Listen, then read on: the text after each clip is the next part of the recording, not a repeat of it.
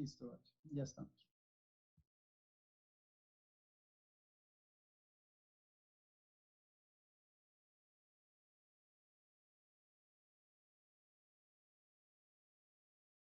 Bueno, en Argentina ya son las 20 horas y 6 minutos. Si quieren ya podemos dar inicio a nuestro conversatorio del día de hoy.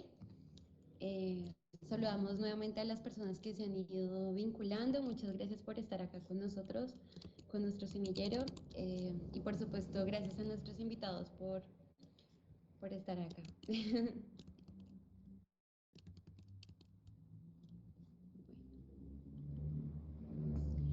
Bueno, muy buenas noches a todos. Este es un evento que estamos realizando desde nuestro semillero de formación, investigación y educación geográfica itinerantes, un semillero adscrito a la Universidad Distrital Francisco José de Caldas.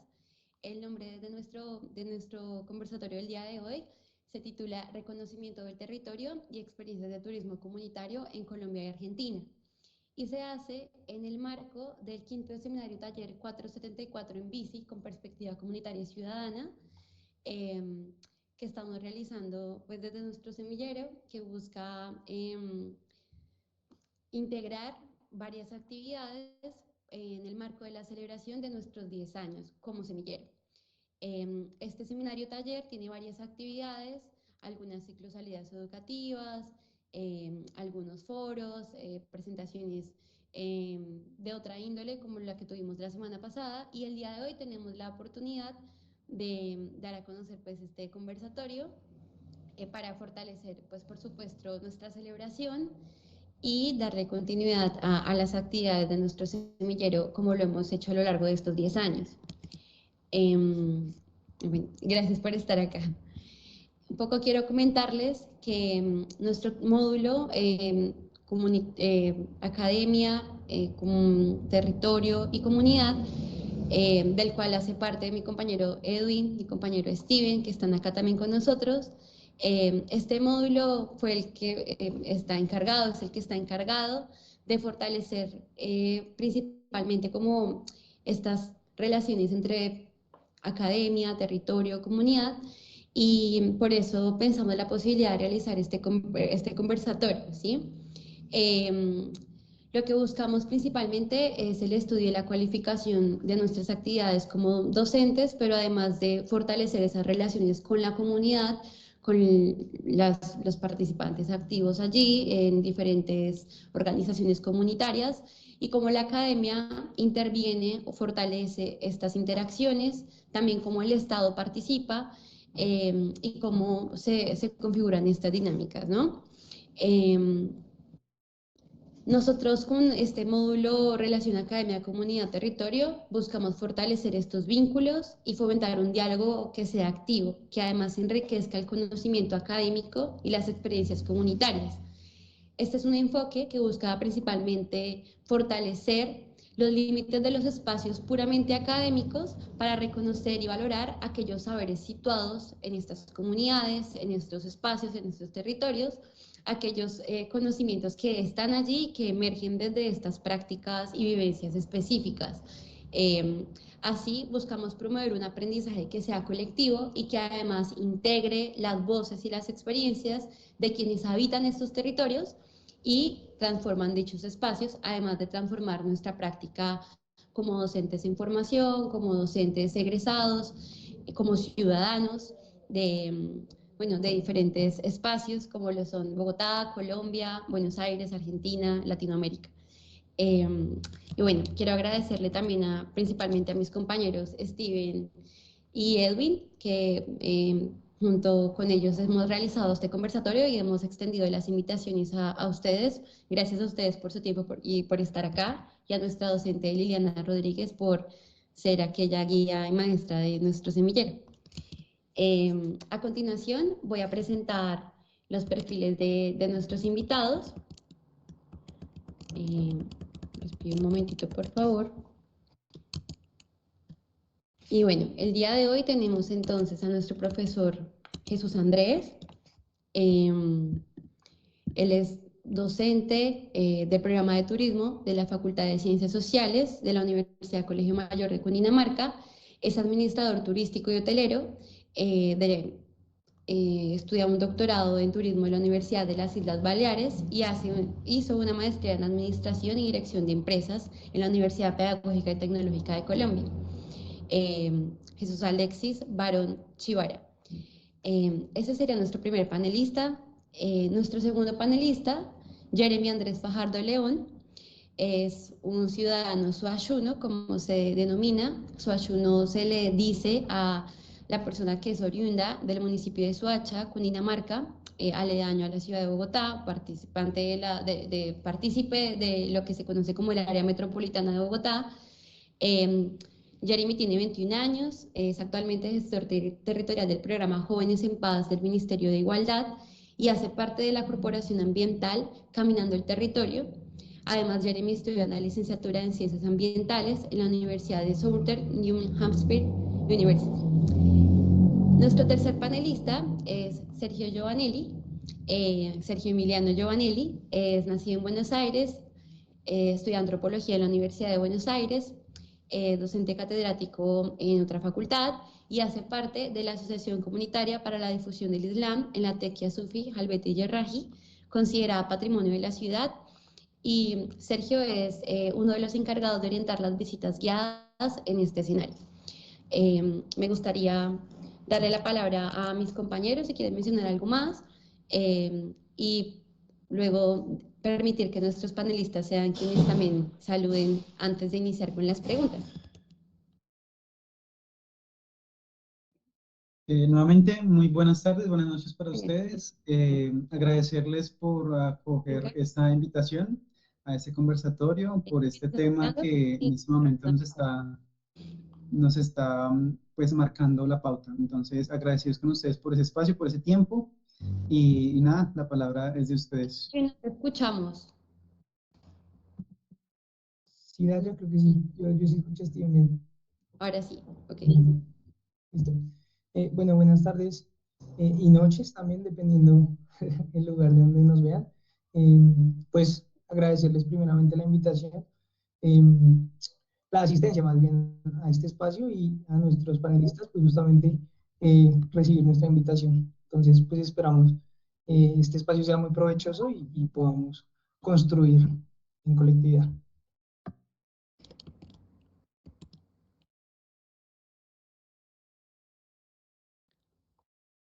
Listo. Bueno, entonces a continuación le voy a pedir por favor al profe Jesús si quiere dar un saludo, contar algo más que hayamos obviado, que le parezca relevante contarnos brevemente. Buenas noches, profe Jesús, ¿cómo estás? Bien, bien, un cordialísimo saludo, espero que todas y todas se encuentren muy bien. Un saludo a los otros dos compañeros del panel, esperando que también se encuentren muy bien. Bueno, agregar de pronto que a pesar que mi formación posgradual pues se enfoca mucho en el tema administrativo, mis investigaciones y el trabajo que he hecho desde la universidad se enfoca más desde una dinámica de trabajo en comunidad y he tenido la oportunidad pues de desempeñar esta actividad en diferentes territorios en Colombia, algunos de ellos zonas en posconflicto, posacuerdo, como se quieran llamar, trabajando con comunidades víctimas del conflicto, comunidades firmantes del acuerdo de paz con las FARC del 2016 y con comunidades que no hacen parte de estos dos grupos, pero que están ubicados en estos municipios.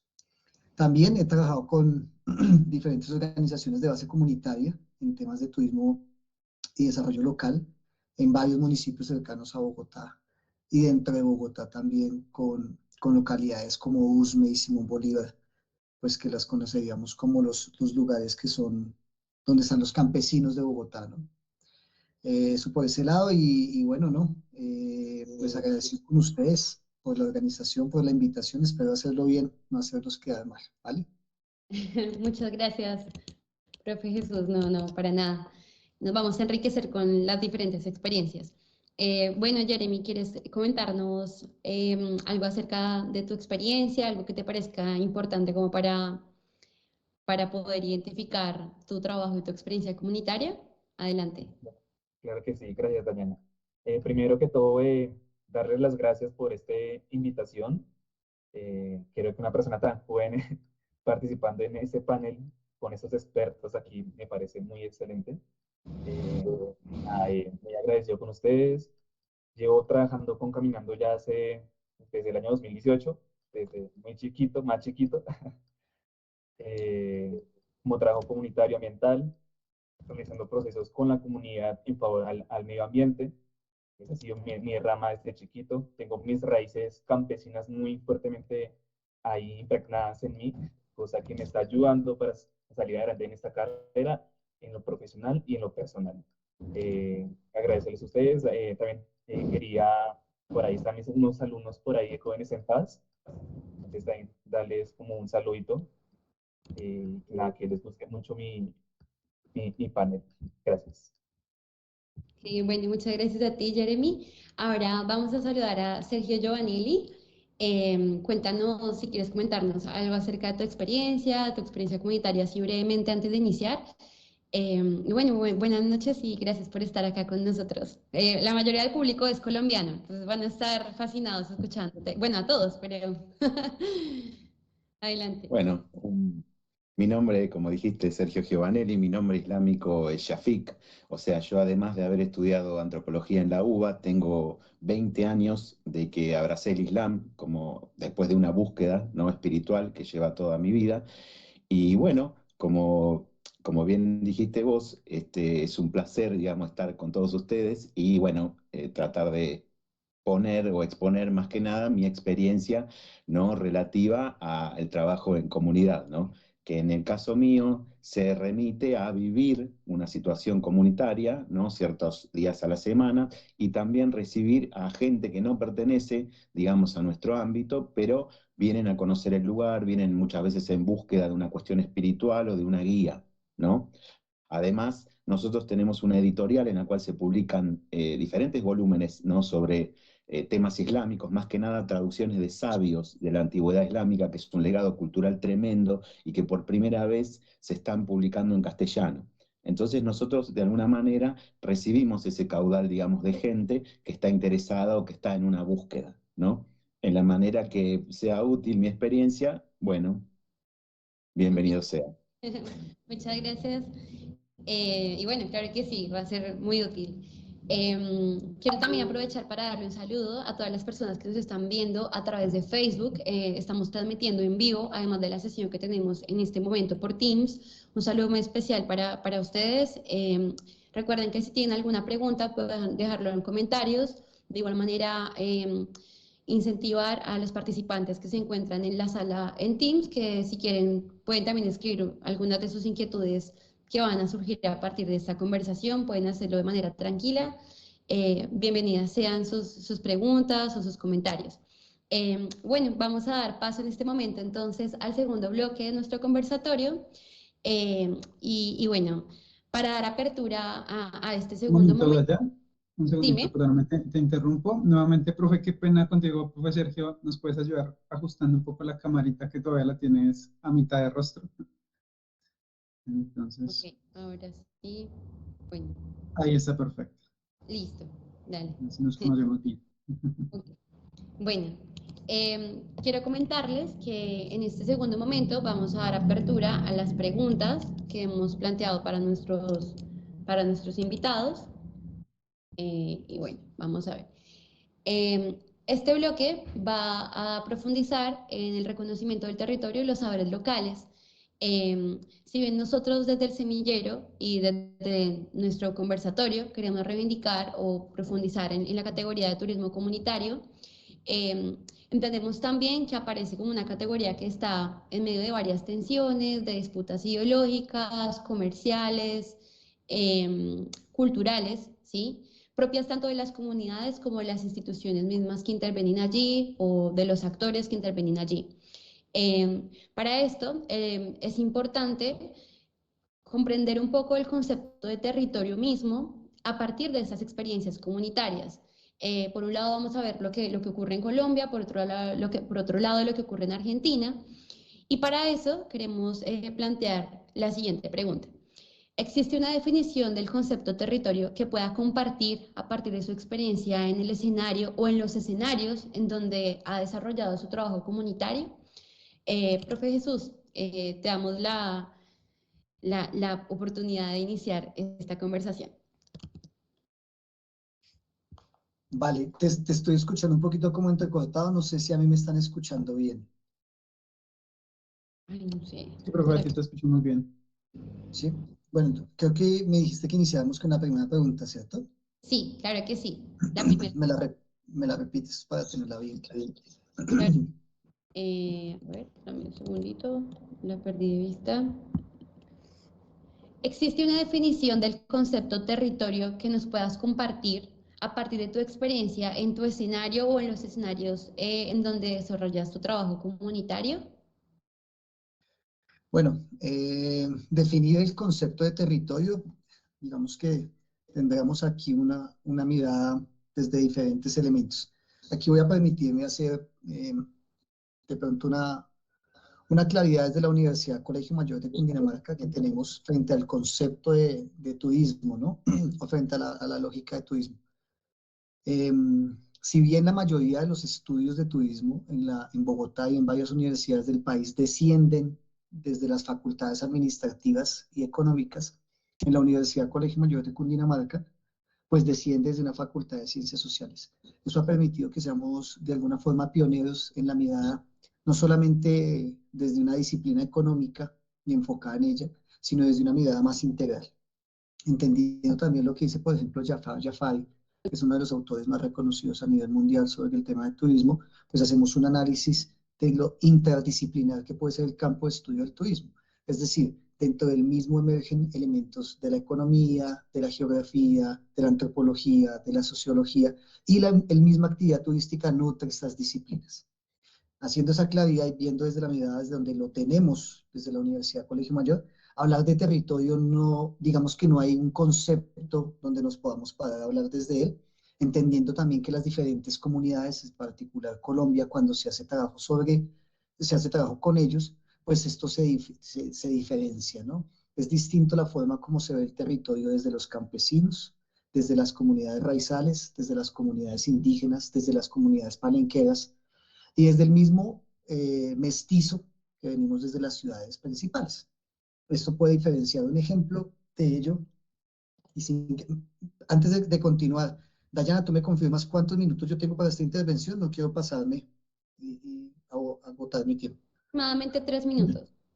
Listo. Entonces, miren, para no alargar, por ejemplo, cuando uno le pregunta territorio, el territorio bogotano a los bogotanos, ellos casi siempre piensan que la mitad de Bogotá está ubicada en el centro de Bogotá, sin darse cuenta que en realidad la zona urbana de Bogotá es solamente el 26% de Bogotá y un 74% de zona rural campesina que desconocemos. Bogotá posee el páramo más grande del mundo, que es el páramo de Sumapaz, y si usted se lo pregunta a una persona del común, pues claramente eso en muchos casos no está posiblemente visible. Entonces, para concretar lo que estoy queriendo decir, el territorio se puede concebir como una construcción social, de alguna forma, es una mirada que se le puede dar.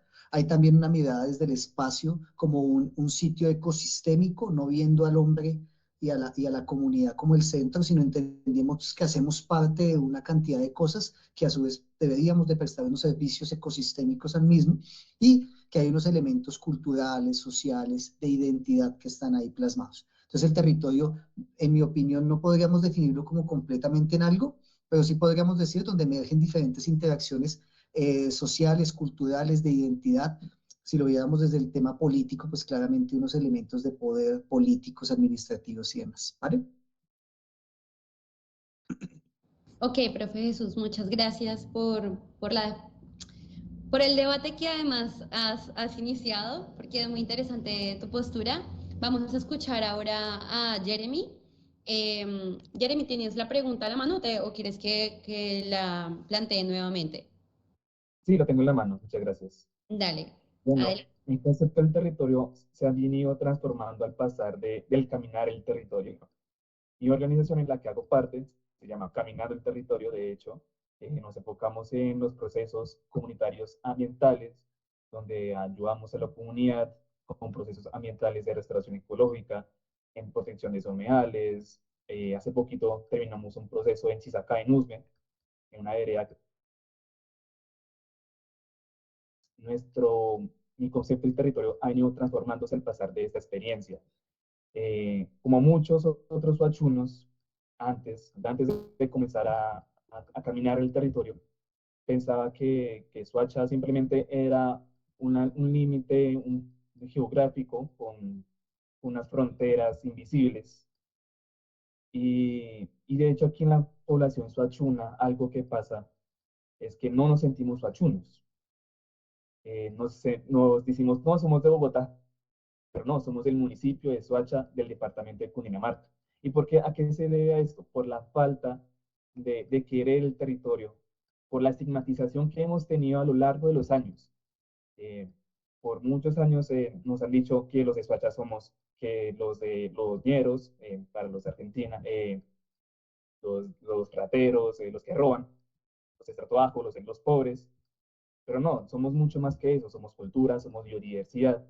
Entonces, ese sentir de Suacha siempre se ha venido muy estigmatizado de ser Suachun, y pues en realidad tenemos mucha cultura que se ha venido ignorando, pero que pues poco a poco se va reflejando con las diferentes organizaciones y con los diferentes caminares de muchas personas.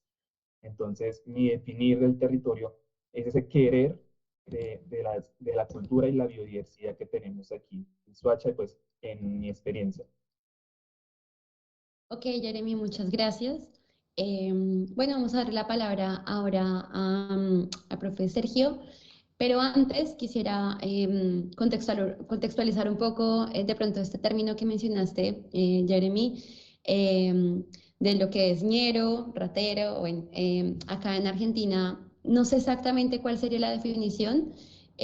Tal vez si el profe Sergio nos puede ayudar un poco como a sí, sí, entendió un poco porque en Colombia, ñero, una persona que tiene como un estigma social negativo, una persona que roba, que es un malandro, que tiene un perfil social o pertenece a un estrato social bajo, porque en Colombia hay estratificación social.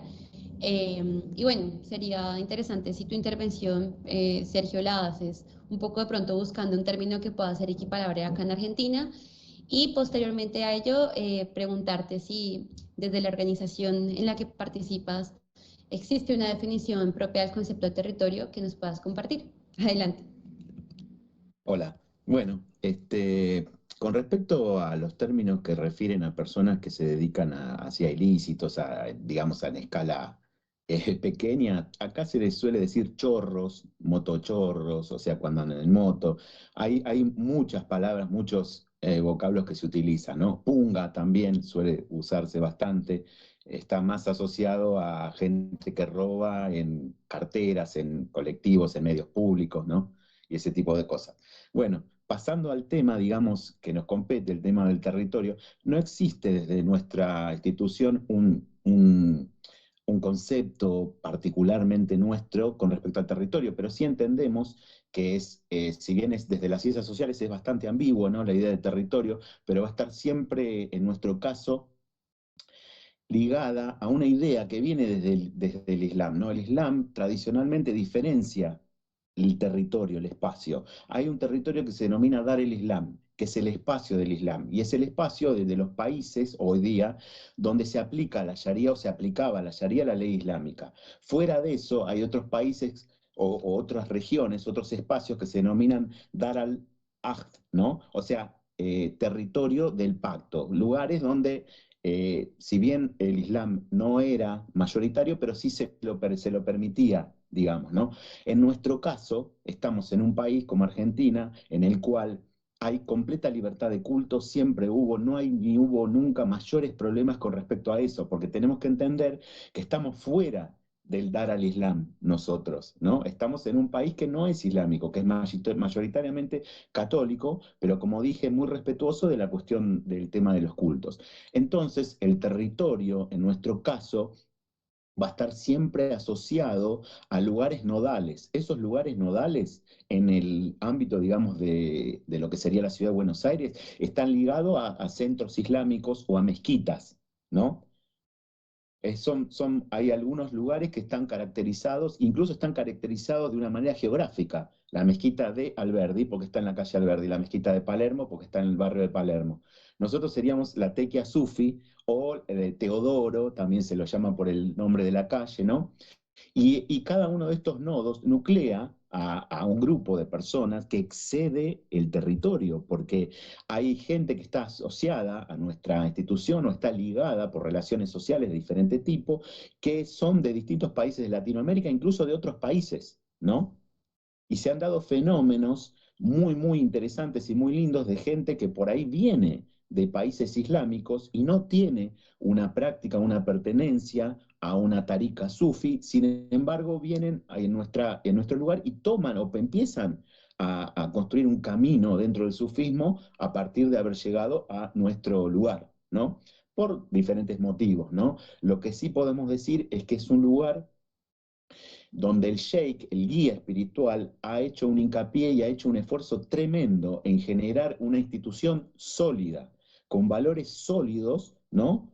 Dentro de lo que sería la vida, de llevar una vida islámica. Y se dan desde el lugar, desde el pedagógico, desde la guía espiritual, desde la cuestión de la publicación de diferentes obras, ¿no? Que hacen a la cuestión y desde el lugar, desde todas las relaciones sociales que se dan, casamientos, ingresos a la orden, ingresos al Islam, porque nuestra casa es visitada no solo por los miembros de la orden, sino por distintos seres, ¿no? Que han abrazado el Islam o no, o están en búsqueda de una cuestión espiritual y vienen, ¿no? A nuestra casa y son recibidos perfectamente, ¿no? Como corresponde y son guiados incluso, ¿no? Sin ningún tipo de coerción, porque eso en el Islam no existe, ¿no? Nosotros, una de las cuestiones que tiene como primer punto nuestra asociación para la difusión del Islam es romper con toda la serie de estereotipos y estigmas, más que nada estigmas, ¿no? En términos de Goffman,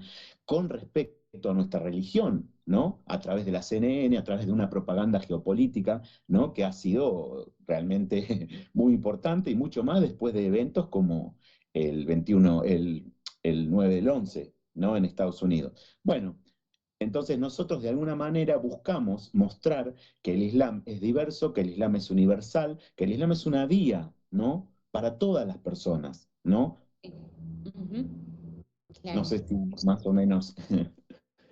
Sí, sí, sí, sobre todo porque también es claro como, por ejemplo, el concepto de territorio cumple una función desde un ámbito ideológico, ahora en función de la institución, de la Sharia, pero con el profe Jesús tiene otra, o sea, toma otro tinte el concepto de territorio, más un concepto en disputa por el Estado, por la comunidad, por la misma idiosincrasia.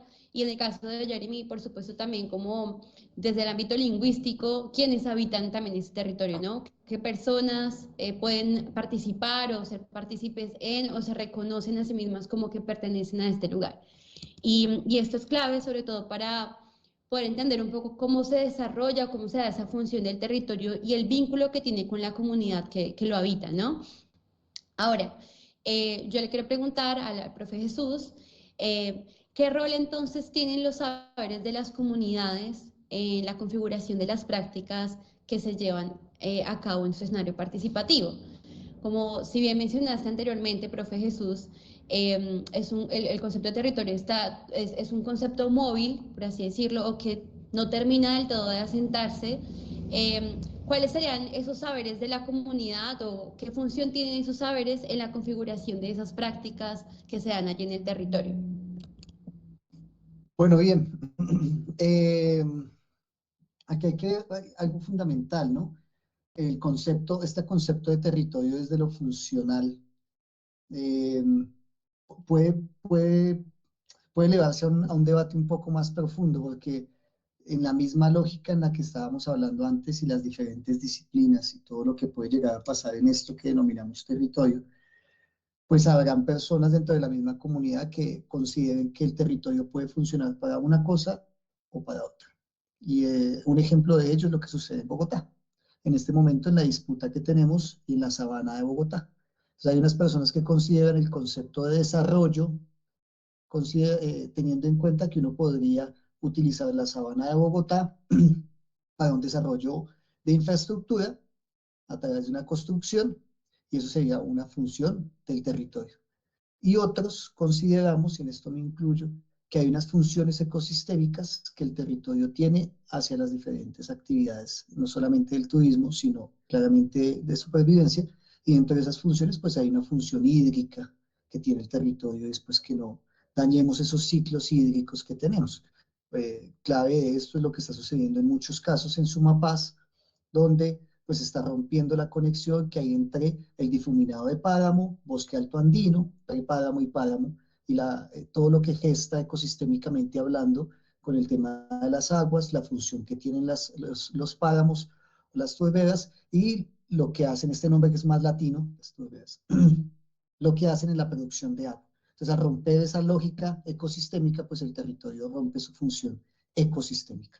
Ahora bien, si nos paramos dentro de una dimensión más allá de la física y de la ecosistémica, pues el territorio tiene muchas funciones que pueden servir para la subsistencia y el vivir de las personas. Si nos vamos al tema de las comunidades indígenas, ellos lo ven desde una mirada más de dar y recibir. El ecosistema o como tal el territorio tiene un concepto integral de fuente de vida, de identidad, de espiritualidad, de organización. Y ellos lo piensan en muchos casos desde una forma de las relaciones de reciprocidad. Lo que yo doy, cómo lo recibo desde una mirada muy indígena. Eso en muchos casos se ha venido perdiendo claramente y se encuentra en las comunidades que todavía están en los cabildos y demás. Pero si nos vamos un poco al concepto de territorio, con esto quiero ver si puedo responder un poco la pregunta. Si nos vamos un poco, por ejemplo, a las comunidades afro, que están ubicadas en las costas colombianas, pues hay algo que todavía permanece ahí, que son los ombligados. No sé si conocen esta historia de los ombligados. Y los ombligados es una tradición africana que llegó y todavía permanece aquí en Colombia, y es como las comunidades afro creen todavía que a través del ombligo, cuando el niño nace, se pueden pasar algunas protecciones. Voy a poner un ejemplo, esto lo pueden buscar por internet, es una cosa muy bonita, donde ellos dicen, si mi hijo quiero que tenga una protección hacia la picadura de alacrán, yo cojo el veneno de alacrán, lo muelo, y cuando el niño nace lo coloco en el ombligo y lo tapo con un algodón. Y después ese ombligo que quité, lo llevo al campo abierto y siembro un árbol desde el ombligo. Eso genera un concepto de identidad y de sentido de pertenencia con el territorio. Y es algo que nos traen desde las comunidades africanas. Una cosa muy bonita que todavía permanece en muchas comunidades del Pacífico y el Atlántico colombiano. Si nos vamos a un ejercicio ya turístico, y con esto voy a cerrar, pues el territorio termina cumpliendo una función significativa. Cabe recordar que, decía una exdirectora de PERColombia, el turismo es la corriente y el agua es la naturaleza y la cultura. Entonces, esos dos elementos están permanentes en el territorio, lo que hace que una persona decida viajar de un sitio a otro, conocer algo distinto, en ese caso es o los potenciales o ese patrimonio de naturaleza o ese patrimonio cultural. Entonces, en ese orden de ideas, el territorio se convierte en el mejor insumo que tiene esa comunidad para que el turismo se pueda desarrollar. Y es algo que no pasa en ningunos otros tipos de proyectos. Por poner un ejemplo, un emprendimiento de zapatos, si yo monto la empresa de zapatos, pues la puedo tener acá y el día que quiera, pues me traslado a otro sitio y dejo de tener ahí la empresa de zapatos. Puedo seguir funcionando. Pero en el caso del turismo no pasa así, porque el territorio se convierte en el mayor insumo potencial de esa atracción de turistas, y el desarrollo local sí se hace bajo las condiciones de ética, responsabilidad y planificación. Entonces, ahí hay algo que tener en cuenta. Espero haber respondido la pregunta. Dado respuesta. Sí, profe, claro que sí. Y sobre todo porque mencionas esta categoría o esta palabra de potencialidad misma del territorio, o sea, un atributo que si bien se ha explorado por diferentes entidades y por diferentes instituciones que buscan muchas veces sacar un provecho económico, también ha sido como otra oportunidad en esta potencia para las comunidades de ser visibles, de ser reconocidas, de mostrar también sus saberes, su idiosincrasia, y asimismo darse, en esto que mencionabas de la identidad, darse a sí mismo un lugar, ¿no? Creo que esto es algo que aporta muchos elementos a esta conversación, porque veo que puede estar en función también de lo que ocurre con nuestros otros invitados. A propósito, entonces quisiera preguntarle a Jeremy, ¿cómo consideras que estos saberes y las ideas que tienen tus estudiantes, tu equipo de trabajo, los habitantes de esta comunidad, cómo estos saberes se aplican o tienen un lugar en función de la configuración misma del escenario en donde participas. Vale, gracias, Daniel. Bueno, primero voy a empezar hablando por mis estudiantes, por los de Jóvenes en Paz. Bueno, ellos son unos jóvenes de 14 a 28 años que están participando en el proyecto Jóvenes en Paz del Ministerio de la Igualdad, donde buscan formarse, educarse y en un futuro conseguir un trabajo para poder seguir con su vida. Son jóvenes que han tenido muchas vulneraciones, que han sido olvidados por el Estado por muchos años. Son jóvenes que nunca se les han dado una oportunidad y que hasta este momento, se les está dando esa oportunidad para que puedan estudiar, para que puedan hacer sus emprendimientos, para que puedan trabajar. Bueno, desde el primer día que los conocí, yo comencé a recalcar la importancia de sentirnos como suachunos, ya que yo les preguntaba a ellos de dónde son y lo mismo, ¿no? Somos de Bogotá. Yo no, somos de Soacha, somos un municipio de Soacha, sintámonos suachunos. ¿Y cómo hacemos para querer el territorio? Pues toca caminar. Entonces estamos haciendo como varias expediciones, varias caminatas a lugares que no conocen o que conocían pero que no les veían la importancia, como a humedales, bueno, humedales, aquí tenemos el humedal Tierra Blanca, un humedal medio abandonado, tenemos un humedal Santa Ana, en que se han hecho procesos de restauración ecológica. Entonces es mostrarles lo bueno que hay de Soacha. Ellos te pueden decir perfectamente cuáles son las problemáticas de Soacha, porque las viven diariamente. Pero que te digan lo bueno de Soacha, se quedan callados porque no conocen. Y eso pasa en el territorio soachuno. No conocemos que tenemos el páramo, que compartimos el páramo Sumapaz con Bogotá y con otros municipios de la sabana de Bogotá. No conocen que tenemos el bosque altandino, no conocen que tenemos el enclave subxerofítico, que es un ecosistema semiseco endémico de la sabana de Bogotá, y que de hecho está en peligro aquí en Soacha por la minería legal y ilegal que se realiza en los corregimientos. Precisamente que pocas personas conocen que tenemos esta problemática por la misma ignorancia que tenemos hacia el territorio. Tenemos la misma similitud con Bogotá. Aquí en Soacha tenemos el 80% es rural, el 20% es urbano, es ciudad. Entonces, esta ruralidad se ve perdida, los campesinos se ven perdidos en este aspecto. Ya hablando un poco más acerca de la organización, nosotros, vuelvo al tema de la minería, nosotros utilizamos, de hecho, estamos utilizando esta herramienta del turismo, pero un buen enfoque de turismo, ecoturismo comunitario, como una herramienta para la protección del campesinado suachuno. Es decir, hey, estamos teniendo la problemática de la minería, que la tenemos aquí al lado, está en peligro esta cultura suachuna del campesinado. Entonces, podemos utilizar el turismo comunitario, traer personas para que conozcan mejor el territorio, sean los propios suachunos o que vengan del exterior, y que conozcan que en Soacha se cultiva, que en Soacha hay agricultura, que en Soacha hay biodiversidad y hay páramo. Entonces, es esta herramienta que estamos utilizando en la organización. Muy bien, Jeremy, muchas gracias. Bueno, claro que sí, justamente lo que mencionas es como la importancia de ese reconocimiento, del nombrar, del conocer y el reconocer estos elementos, estos atributos geográficos, idiosincráticos y culturales son los que le dan la potestad a los mismos participantes para sentirse parte de, ¿no? Y sin duda son elementos también que aportan a esta mirada que tenemos del turismo comunitario, que incluso antes de ser turismo se convierte en una necesidad del fortalecimiento de la identidad propia de los ciudadanos, lo que les va a permitir también soberanía, ¿no? Y bueno, para cerrar con este primer bloque, quisiera preguntarle a Sergio, en este caso, ¿cómo cree que entonces los saberes y el reconocimiento de las ideas desde el Islam permiten que el derga de la tequia Sufi Yerrahi, Halveti Yerrahi, pueda estar en función de la construcción de este territorio y además de los lazos que teje con la comunidad. Bueno, hay una cuestión que en términos islámicos es fundamental, que es la idea de comunidad, ¿no?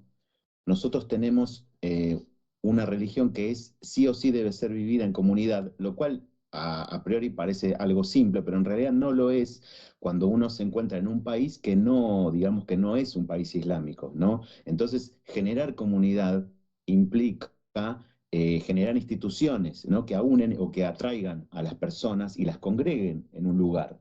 Nuestro derga funciona en enorme medida como ese lugar, no solo práctico y real, ¿no? Que la gente se acerca, viene de distintas partes, no solo de Buenos Aires, sino de las provincias, incluso tenemos hermanos de toda Latinoamérica y como ya dijimos, en España y en otros países, ¿no?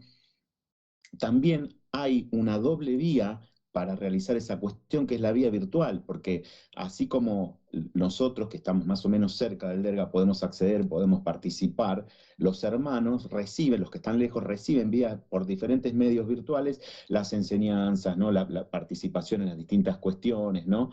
Ya sea por vía Telegram, por vía YouTube, ¿no? Hay toda una cuestión que se trabaja muy, muy fuerte, ¿no? Entonces, el tema de la comunidad, nosotros dijimos, en términos islámicos es fundamental. Hay hadices del profeta Muhammad, que es nuestro profeta, al que nosotros seguimos, que dice que está fuera de la comunidad está perdido, porque es completamente necesario. Si bien el camino espiritual es personal y es hacia el interior, se hace en conjunto, se hace en comunidad, y es necesaria, más que nada en términos de tasawuf, de sufismo, de esta práctica espiritual dentro del camino islámico, es el roce, es la cuestión comunitaria, es vivir la comunidad, ¿no? ¿Para qué? Para que salgan todas las cuestiones positivas y negativas y se pulan en ese vivir, ¿no? En esa rábita, en esa convivencia, no solo con el sheikh y el guía espiritual, sino entre los hermanos, ¿no? Esa es más o menos la idea que se maneja desde el punto de vista, digamos, islámico y desde el sufismo tradicional, ¿no? Por supuesto. No Claro. sé si... Y es posible entender también cómo el territorio en este escenario se deslocaliza. O sea, es un territorio que se expande, que va más allá de los límites físicos, de los límites espaciales cercanos, y empieza como a trasladarse porque la comunidad se amplía, el territorio se amplía de acuerdo a la movilidad de las personas, de sus propias historias de vida, ¿no? Esto también es muy importante. Bueno. Absolutamente. En este sentido, y con todos estos elementos que hemos mencionado, vamos a darle paso a nuestro segundo momento, de este bloque de preguntas, y tiene que ver con preguntas un poco más específicas a nuestros invitados. Pero antes de continuar, quisiera animar a nuestros participantes acá en la sesión de Teams, que si tienen alguna pregunta, alguna inquietud o algún comentario, pueden ir registrándolo en el chat, o si quieren más adelante también pueden intervenir. Sería muy valioso para nosotros sus preguntas, si tienen alguna inquietud, si algo no se entiende, aprovechar a nuestros invitados, o si tienen curiosidad sobre alguna de las experiencias en particular, pueden hacerlo, pueden preguntar. Y pues serán bienvenidas sus participaciones. También un saludo a las personas que nos están siguiendo en la transmisión por Facebook. Igual, si tienen un comentario lo pueden dejar allí y algunos de nuestros compañeros del semillero nos lo va a dejar saber en el chat también. Bueno, entonces vamos con este segundo bloque en continuidad con lo que hemos mencionado. Y retomo otra vez la palabra del profesor Jesús Alexis. Y esta pregunta tiene que ver más con tu formación académica, con tu trayectoria académica,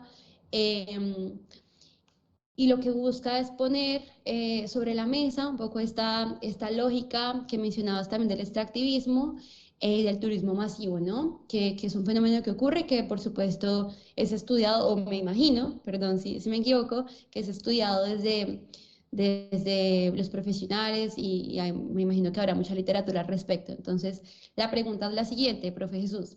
¿Consideras que el turismo comunitario desafía o puede desafiar las lógicas extractivistas y de turismo masivo? ¿Puedes explicar cómo? Bien, aquí un poquito una lógica de contexto frente a la actividad turística. Cifras antes de la pandemia, prepandemia. Antes de la pandemia, en el mundo, el país número uno en tener mayor cantidad de visitas de turistas es España, 88 millones de turistas, seguido por Francia, 84, y después, en tercer lugar, Estados Unidos, 80 millones de turistas. Colombia, en esa época, más o menos unos 4 millones, un poco más, millones de turistas. Si nos vamos un poco a la relación de cuánto dinero producen cada una, en prepandemia, en primer lugar, Estados Unidos produce mucho más que las demás. Segundo lugar, España y de último, Francia. Básicamente, más o menos es 214 mil millones de dólares Estados Unidos, seguido por 71 mil, o sea, Estados Unidos les lleva 3 veces en ese momento la cantidad de producción o ingreso por temas de turismo. Dicho esto, hay que tener en cuenta que los 10 primeros países en el mundo acaparan más del 50% del turismo mundial. Prepandemia, 1.400 millones de turistas viajando por el mundo. Estas cifras las doy, ¿en qué sentido? Cuando hablamos de las actividades extractivistas y de si pueden hacerle frente, sí podrían países que tienen una cantidad de turismo adecuado, digamos, o sea, incrementado. Colombia no está ni siquiera en los 10 primeros países mayor cantidad de recibir mayor cantidad de turistas en el mundo. Y estamos lejos de eso, claramente hasta en este momento podemos ver que estamos en 6 millones algo de turistas, pero si comparamos por ejemplo con México, México recibe 10 millones de turistas, o sea, nos llevan muchísimo. En prepandemia ahorita deben recibir mucho más. Dicho esto, pues hacerse frente a las lógicas extractivistas, pues porque una cosa tendría que sopesar la otra, ¿no? Es muy complejo, es muy complejo. No diciendo que no hayan ejemplos y cosas interesantes que mostrar. Eso es fundamental. Aparte que si uno mira también cómo está distribuido Colombia en términos de exportaciones y demás, pues a pesar que el turismo viene, digamos, posicionándose mucho más arriba de lo que conocíamos antes, pues sí es cierto que otros elementos de exportaciones pues ocupan un mejor escalafón. El petróleo, el oro, siguen siendo elementos materiales raros, siguen siendo elementos que siguen posicionándose también y que esto al final pues produce una cantidad de dinero y que es difícil cuando uno va a una comunidad y dice, no, el turismo puede solventar esto. Cámbiele esa dinámica, esa forma, esa costumbre de trabajo a la comunidad, pues eso no es lógico, eso no es tan fácil. Eso amerita tiempo, esfuerzos, trabajo. Y en ese sentido es algo que muestra un contexto complejo frente a esta lógica de este activismo.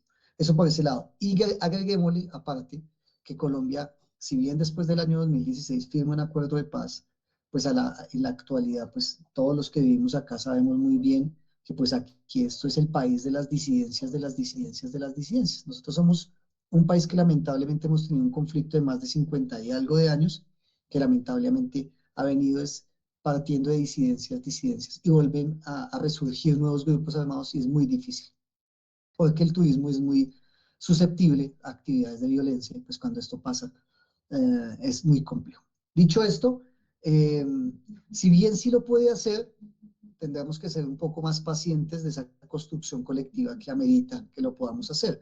También entendiendo que desde la mirada de nosotros, vuelvo y digo, nosotros como universidad, colegio mayor, pues vemos que el turismo es un muy buen coequipero, puede ayudar muy bien a actividades principales de vocación territorial, pero también ser la actividad número uno o cambiar la vocación del territorio puede tener unos efectos muy negativos.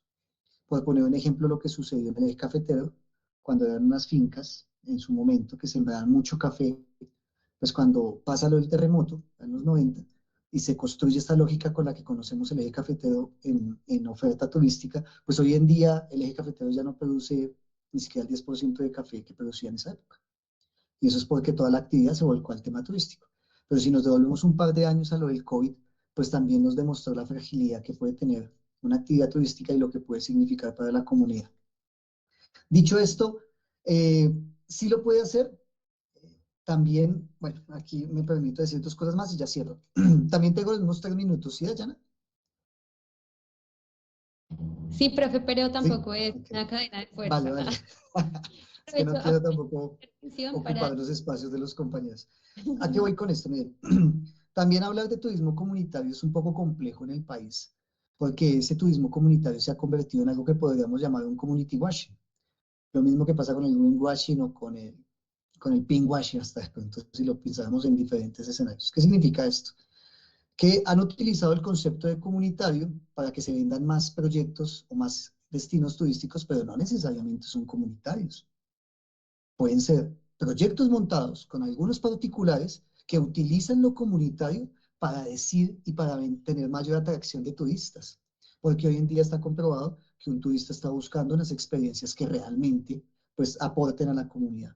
Pero esto en muchos casos no es cierto. Y usted los va y analiza y en su publicidad, en su eslogan, en todo lado. No, somos comunitarios. ¿Qué tan comunitario es? ¿Esto qué tanto queda realmente en la comunidad?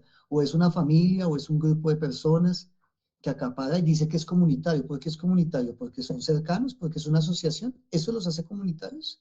Y eso nos hace unos desafíos, pensar en unos desafíos mucho más profundos. Entonces, si queremos realmente hablar del turismo comunitario, para que pueda desafiar estas lógicas en las que estamos, pues tendremos que pensarnos muy bien también qué es eso de turismo comunitario, cómo se construyó una base comunitaria, cómo se hizo para que diferentes zonas lo puedan hacer. Esto, y con esto cierro. Ahora bien, si nos vamos a los elementos de la Colombia oculta, esta Colombia que mucha gente desconoce, los territorios, voy a poner un ejemplo, ya la semana pasada estuve en un sitio que se llama San Isidro, encantador, colindando con Ecuador, vía Tumaco. Pues esta zona es una zona que ha tenido la mala fortuna, igual que muchas zonas de Colombia, pues de estar en el conflicto.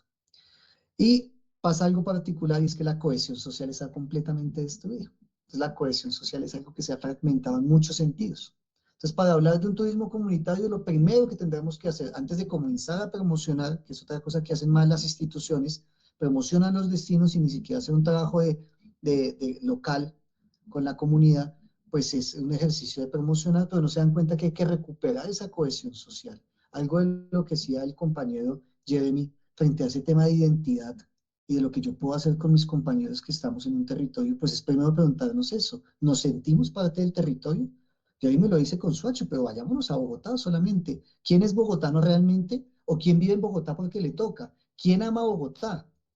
Porque Bogotá está lleno de gente que no la quiere, se la pasan es hablando mal de Bogotá y criticando a Bogotá. Cuando Bogotá les da comida todos los días, le dicen la nevera, ¿no? Yo asumo que porque uno abre la nevera y encuentra comida, pero ellos no le dicen la nevera por frío.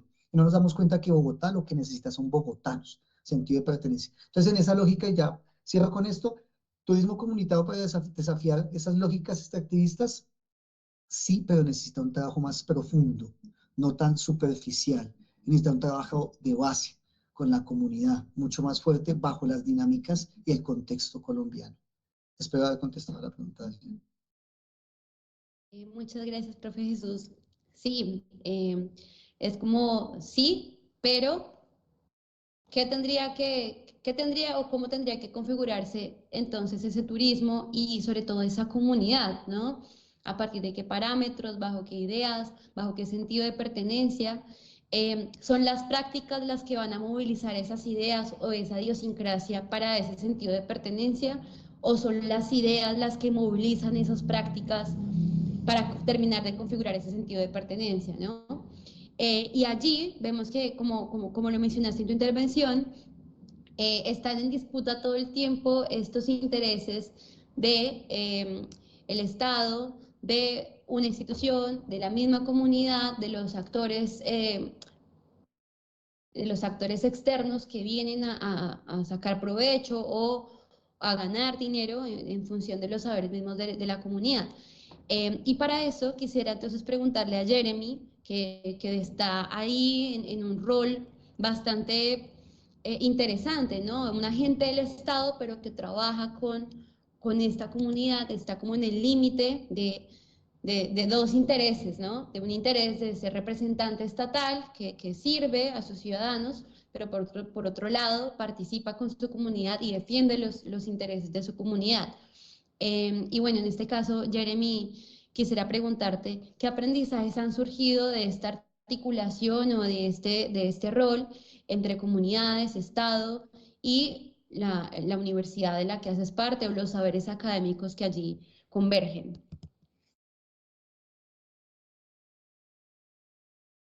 cabe resaltar que siempre la relación entre la institución, entre el Estado y con la comunidad, siempre es muy compleja, es difícil de trabajar en equipo por un bien a mayor. Entonces siempre hay, como bien ya lo decían, siempre hay como unos intereses por ahí de que no, o sea, si hago esto podré tener un beneficio para aquello, o si doy plata acá, voy a recibir para acá. Entonces siempre es muy complejo recibir, como dar ese primer paso de, hey, vamos a trabajar en equipo, hay una problemática, ¿cómo lo podemos solucionar entre las diferentes entidades?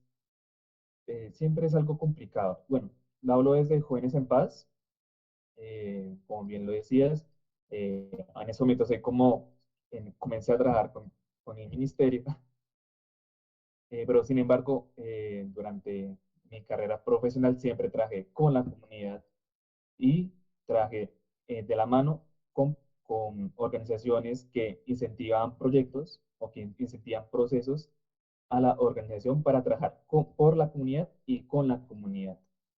En este caso, con Jóvenes en Paz, es un proyecto que sale del ministerio, que sale de recursos públicos, entonces, y que siempre ha tenido, y que desde el minuto uno ha tenido miradas juzgadoras desde diferentes sectores de políticos, donde decían que no, que allá se le están dando plata a lo que volvía la estigmatización, se le está dando plata para que no roben, allá a los ñeros, allá a los rateros, a los, a los motos, pero motos, Chorros. creo que es, Los chorros. chorros, a los chorros, A los chorros. y no, realmente se está haciendo un tejido social con los jóvenes a través de esta iniciativa que viene desde el Estado. Entonces, por ahí podemos comenzar a tejer, de que ver que cuando hay una problemática y cuando hay sectores que quieren solucionarla y se juntan para solucionarla, se puede crear algo muy lindo, muy bueno a favor de la comunidad. Digamos que eso también nos ha pasado con proyectos, ya hablo desde la organización, ese proyecto es el comunitario, en donde uno va a un sector, eh, un lugar, un municipio. Esto nos pasó en el último proyecto que acabo de mencionar, de Guardianes del Páramo y la Acción Climática, en donde la comunidad no tenía ciertos conflictos y esa comunidad no existía. Entonces tenían ahí sus conflictos de que no, de que venían de generación en generación, y para hacer un proyecto comunitario con ellos era algo complicado porque no decía, no, si tal familia va, yo no voy. Entonces, realmente no había ese tejido y fue algo complejo poder trabajar, pero que al final se logró dejar eso de lado, esos conflictos de lado y trabajar por un bien común. Creo que y eso lo hablo desde la institucionalidad y desde procesos un poquito no tan académicos, no tan rigurosos como desde proyectos comunitarios. Ok, Jeremy, quisieras, o sea, cuando mencionas que no existía comunidad, ¿era porque estaban las familias, los agentes, o sea, las personas, pero no había un tejido, unos lazos sociales? ¿Es correcto? Es correcto, exacto, no había ese tejido social, no había como, hey, ves, y vamos a tomar un tintico o un mate, Ah, sino no era como, no, usted me cae mal, yo ni lo saludo, ni le digo buenas tardes, no hablo con su merced porque tenemos este conflicto. Entonces, no había comunidad, eso quiere decir, no había, no existía. claro, que nos remite también a la pregunta o al planteamiento que hacía el profesor Jesús hace un momento, cuando decía, bueno, ¿cómo se construye la comunidad? ¿Hay comunidad? ¿Qué precede como a la configuración misma de esa comunidad, ¿no? Y es muy importante para pensar cuáles serían entonces como los intereses que hay en la construcción misma del territorio, pero de los lazos sociales que finalmente van a sostener esos proyectos, esos procesos, si los hay, ¿no?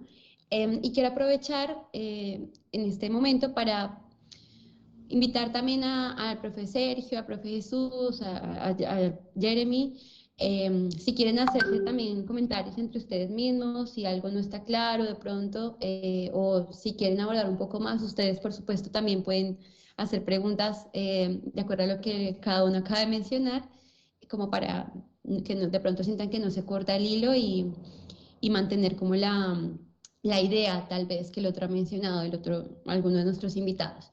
Y bueno, justamente en este conflicto de intereses que vemos que ocurre en la construcción o los retos más bien que existen en la construcción de las comunidades o en la configuración misma de los procesos comunitarios, hay algo muy particular que ocurre en la tequia sufi, de donde es Sergio, bueno, a la cual yo también, pues, en la cual también participo, y es como la visita de este agente externo. En las visitas guiadas muchas veces queda en eso, en una visita, en una observación del escenario por sus atributos estéticos, culturales, porque es diferente, porque es raro, y es la visita del que viene como turista, ¿no? Eh, y ocurre algo que se ha denominado desde los estudios académicos también la folclorización o la mercantilización de la cultura. A propósito de lo que nos mencionaba Jesús, el profe Jesús nos decía como, bueno, viene, se observa, pero más allá de eso, ¿qué hay? Si hay, no hay, bueno.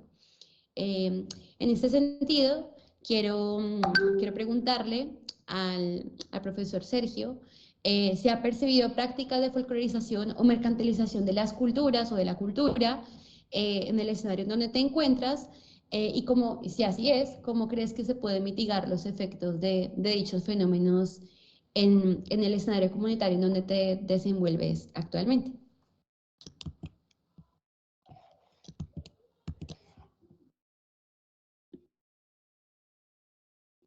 Creo que tienes el micrófono apagado. Apagado, sí.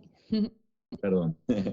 No, decía que nuestro espacio, ¿no? Está relativamente hace poco en el barrio, 3, 4 años como mucho, y lo primero que se hizo cuando se inauguró el lugar, cuando lo empezamos a habitar, fue invitar, algo que es muy islámico, a los vecinos. En primer lugar, nos acercamos o abrimos las puertas a los vecinos, ¿no? Del barrio, y ellos fueron los que vinieron a las primeras visitas guiadas, varias veces, no una vez, sino varias veces se hizo, y es como que en un primer lugar, había como cierta duda, cierto resquemor, ciertos prejuicios con respecto a la cuestión islámica, y después pasó a ser algo que realmente valoriza el barrio, no solo en términos inmobiliarios, que se ha sucedido, sino también en términos estéticos. Es un lugar lindo, ¿no? Estéticamente lindo por su arquitectura, por sus interiores, por el arte que tiene en la Constitución.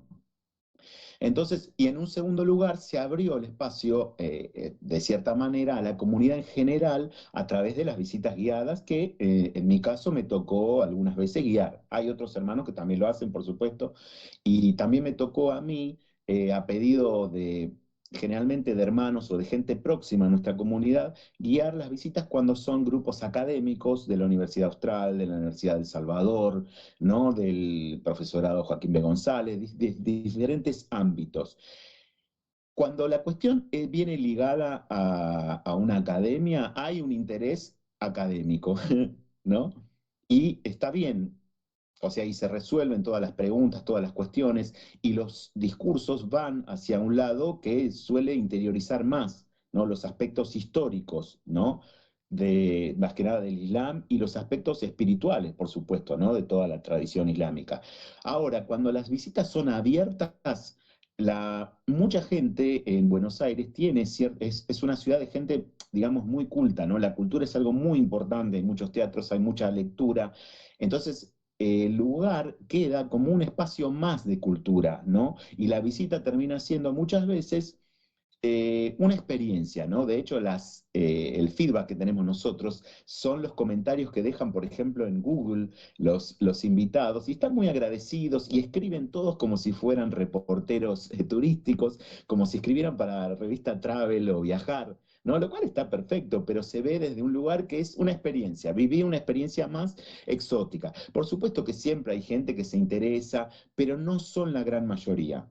También hay que decir que dentro del ámbito islámico, incluso el tasawuf, el sufismo, esta vía espiritual interior, digamos, es un 4%, ¿no? De 1,9 millones de musulmanes. No es algo masivo, ¿no?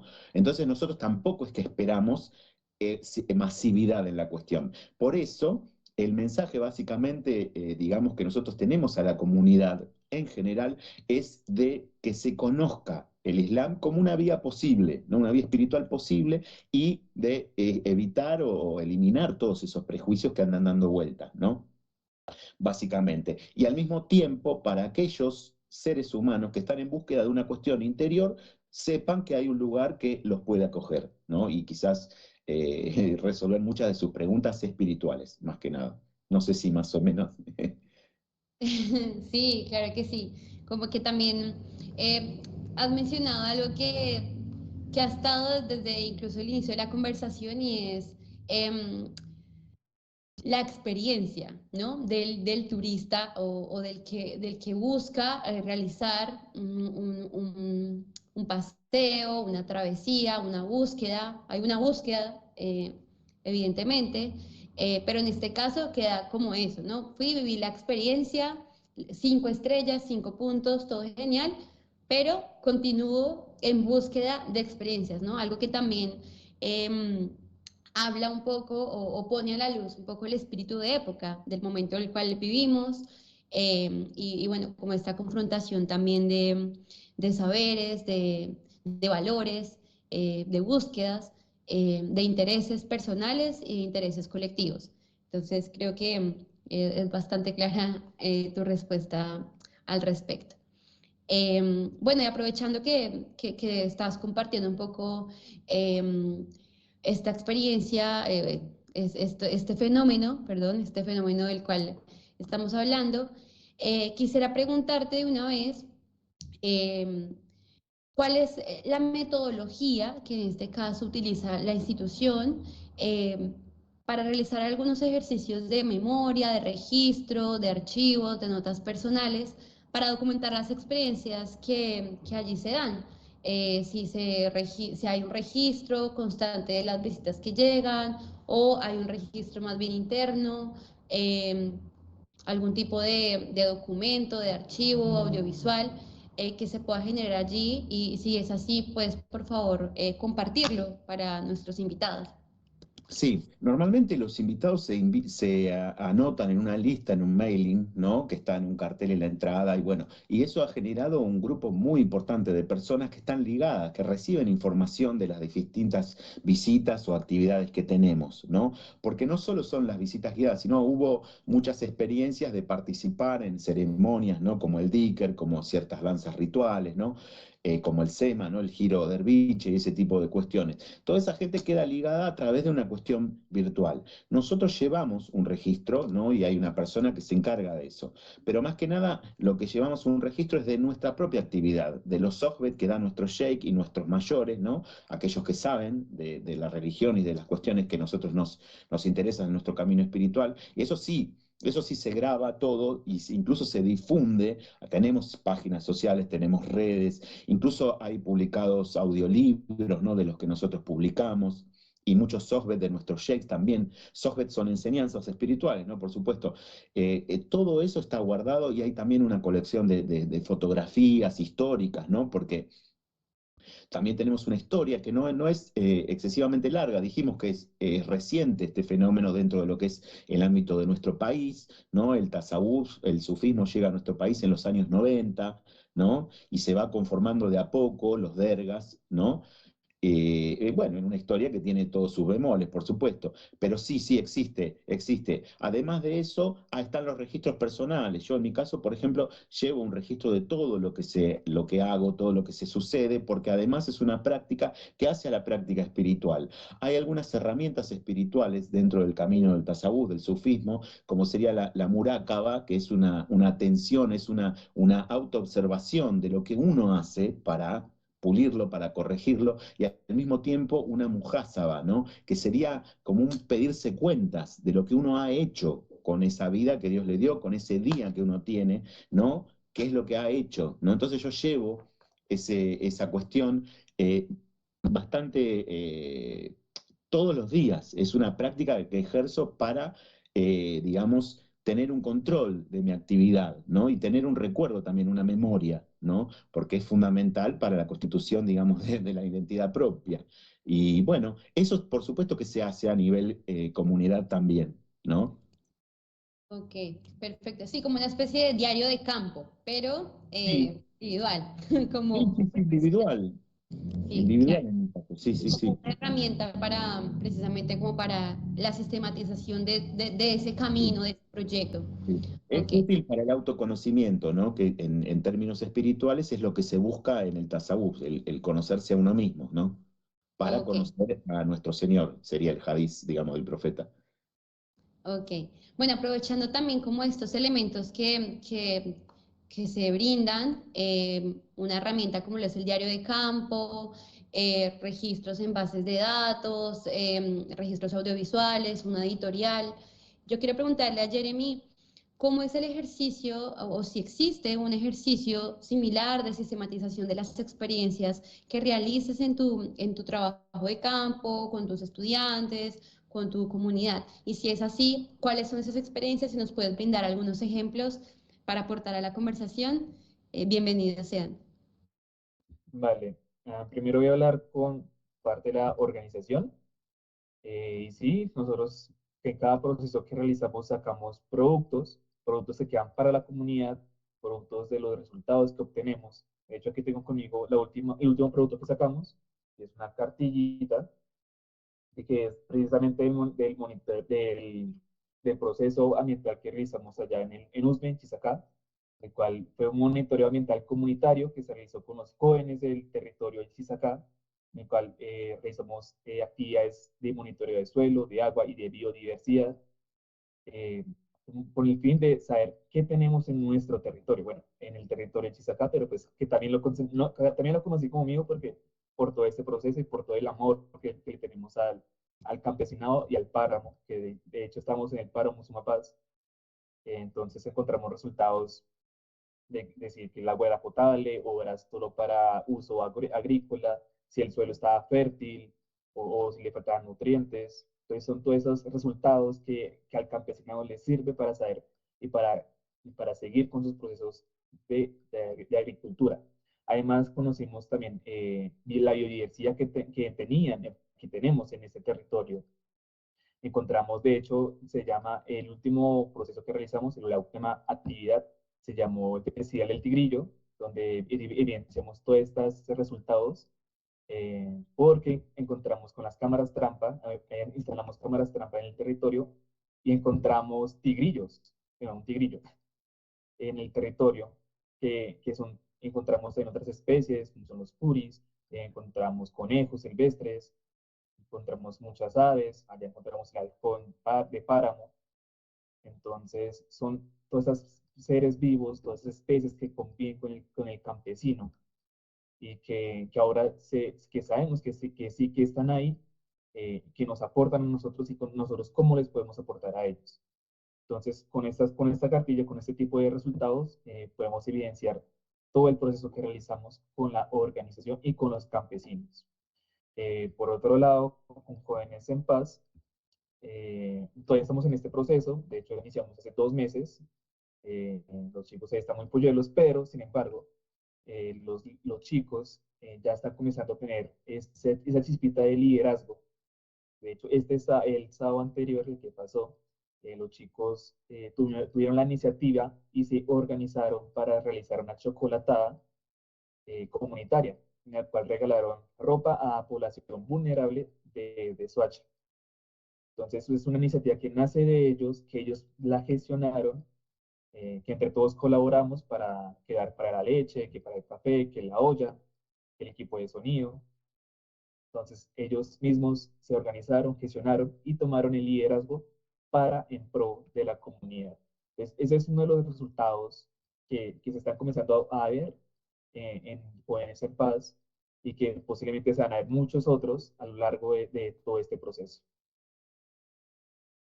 Ok, Jeremy, pero ustedes tienen un registro de eso que lo estén documentando, una persona que esté encargada de documentar eso que ocurre, reseñas, una nota, o Sí, claro.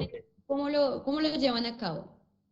Claro, de hecho, en un grupo de los chicos tiene un proyecto de redes digitales donde están toda esta información, todas estas fotos, todos estos videos que tomaron y que esas iniciativas. De hecho, no sé si puede hacer la publicidad aquí.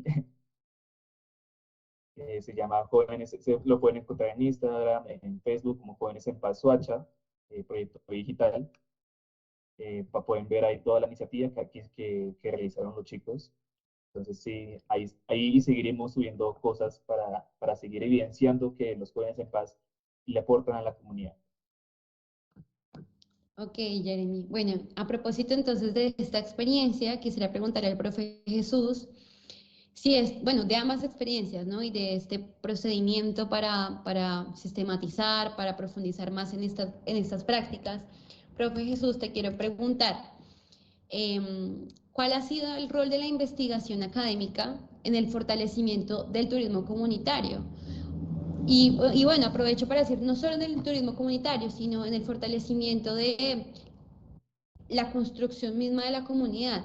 ¿Cómo es el rol académico? Esa investigación fortalece, debilita, esa construcción de archivo, de memoria, de hacer una especie de estado de arte, ¿funciona, no funciona? ¿Cómo lo ves desde tu perspectiva? Bien, bueno, acá es importante decir que esto puede funcionar en dos líneas, en dos vías, una muy positiva y una muy negativa. Y en realidad la academia ha hecho una muy negativa. Mucho tiempo.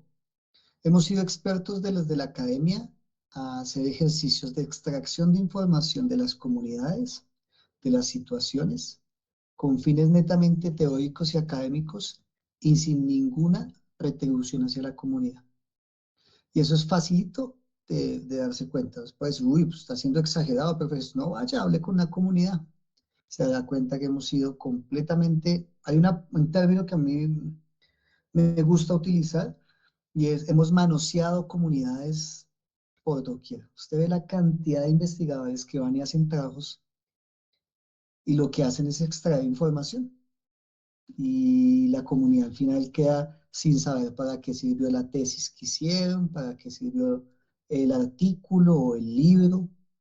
¿Eso cómo se devuelve? ¿Cómo lo retribuye?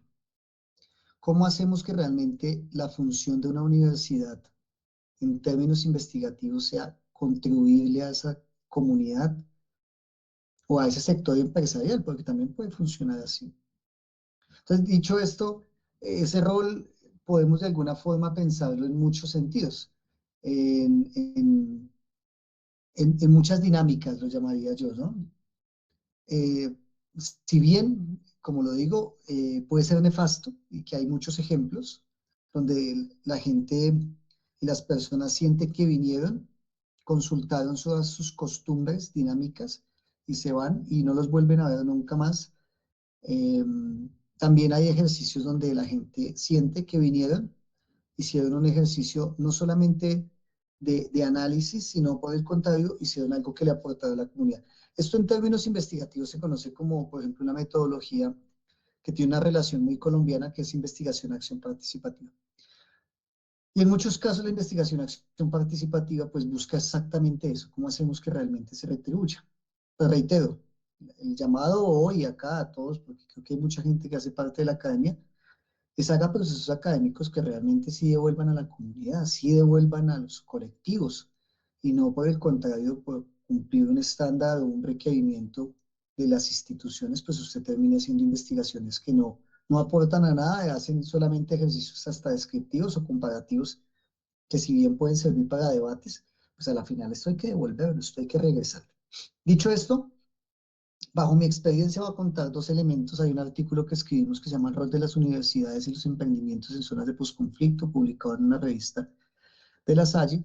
Y ese ejercicio, por ejemplo, cuenta cómo hicimos durante más o menos 5 años un proyecto que se llamó Hawachan, un proyecto enfocado en apoyo a emprendimientos turísticos en zonas de posconflicto. Y cómo a través de espacios de aula de clase generábamos la toma de las necesidades que tenían estos emprendimientos, los llevábamos a aulas, tesis o proyectos. Y les decíamos a los estudiantes y a los profes, venga, porque en vez de no hacer proyectos imaginarios, que eso también abunda en las universidades, más bien no cogemos y solventamos una necesidad de un emprendimiento. Voy a poner un ejemplo, el profesor de diseño o el profesor que tiene diseño de paquetes turísticos, pues en vez de que haga un paquete turístico imaginario, que es lo que muchas veces pasa, pues en vez de eso, más bien, ¿por qué no le hace el paquete turístico al emprendedor que está por allá en el Tambo Cauca y que él sí lo necesita realmente? O el logo, ya que él no tiene el acceso a esta información, sabemos que la CIA hoy están llenando todo el mundo de temas, pero mucha gente todavía ni lo conoce ni tampoco tiene los conocimientos para hacer ese ejercicio. Entonces, qué interesante que un estudiante, pues aparte de sobrepasar una materia, aprender, pues también genera un aporte a esta comunidad. Eso está publicado. Y uno segundo, que no sé si lo cuento ya, o de pronto en la siguiente pregunta, porque creo que viene una más, ¿cierto? ¿Allá? ¿De una vez? Sí, sí, pero la siguiente pregunta que justamente te quería hacer a partir de lo que estás mencionando es entonces, ¿cómo se pueden construir ejercicios más horizontales o que no saquen provecho directamente de la comunidad, sino que haya un ejercicio cooperativo entre la institución, la comunidad, bueno, en este caso la universidad y la comunidad, que no se haga como este extractivismo de lo que ocurre allí? ¿Existe esa posibilidad y cuál es tu perspectiva al respecto? Vale, bien, entonces mira, si me lo permites, voy a mostrar aquí la pantalla. ¿Me confirman si están viendo la pantalla? Dale, sí, ahí se Sí. puede ver. Ujú. Bien, entonces en esta pantalla que estábamos viendo acá, pues hay algo importante como para mostrarle a todos.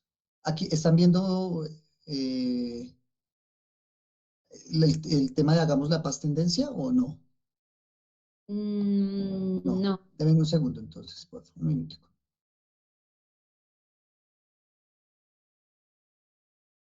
Ah, ya lo vi. Ya, ahí me confirman si lo están viendo, ¿vale? A ver, ahora sí. Listo, miren, este es un proyecto que se desarrolló en el año 2022, sigue con fortalezas y debilidades como todo, pero que bueno, tiene una cosa linda, se desarrolló desde el Consultorio de Turismo, que es una iniciativa de la Universidad, el Consultorio de Diseño Digital y la Casa de la Paz, que es un proyecto de firmantes de paz que queda en Bogotá.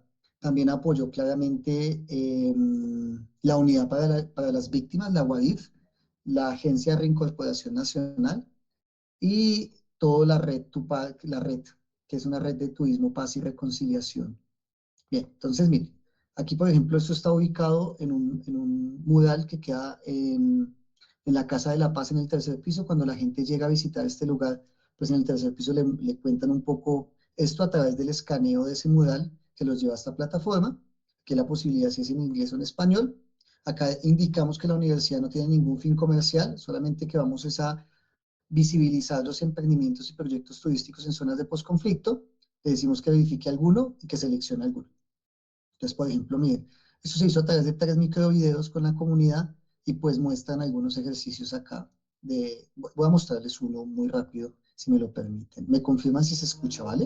¿Se escucha?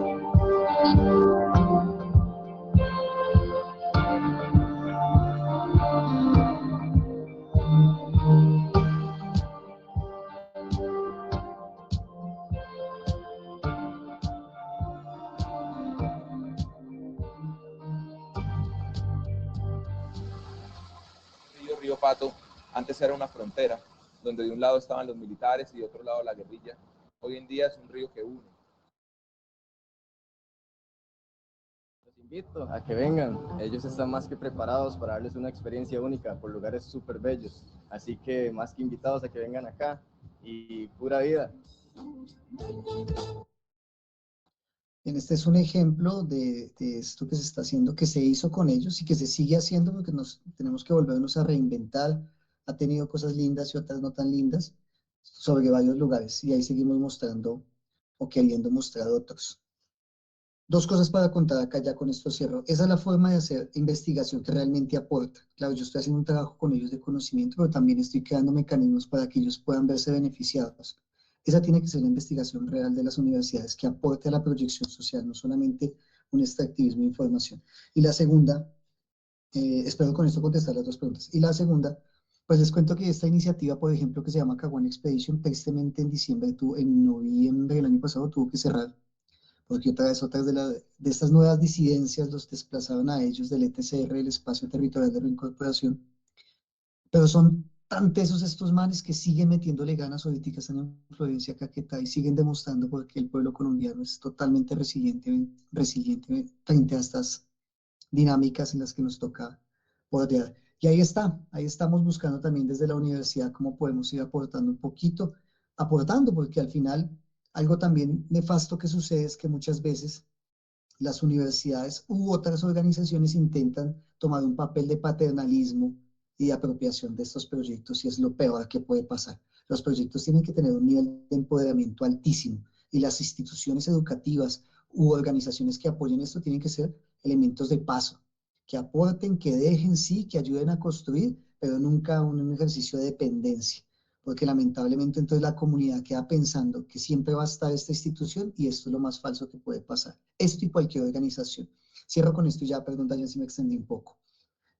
Vamos a ver qué sucede de aquí en adelante con el tema de USAID. Como sabemos, Estados Unidos suspendió algunos recursos que estaba aportando a los territorios colombianos a través de USAID, que era el pago que estaban dando. Ahora sí vamos a ver si estas instituciones que estaban ahí con pagos estaban haciendo esto realmente por una vocación o por el contrario, como había un dinero que venía internacionalmente, pues capturaban comunidades, sacaban ese dinero y después se jactaban de decir que los estaban ayudando, pero estaban realmente captando dineros. Vamos a ver si ahora sí que ya no hay dineros, quienes continúan trabajando en territorio. Listo.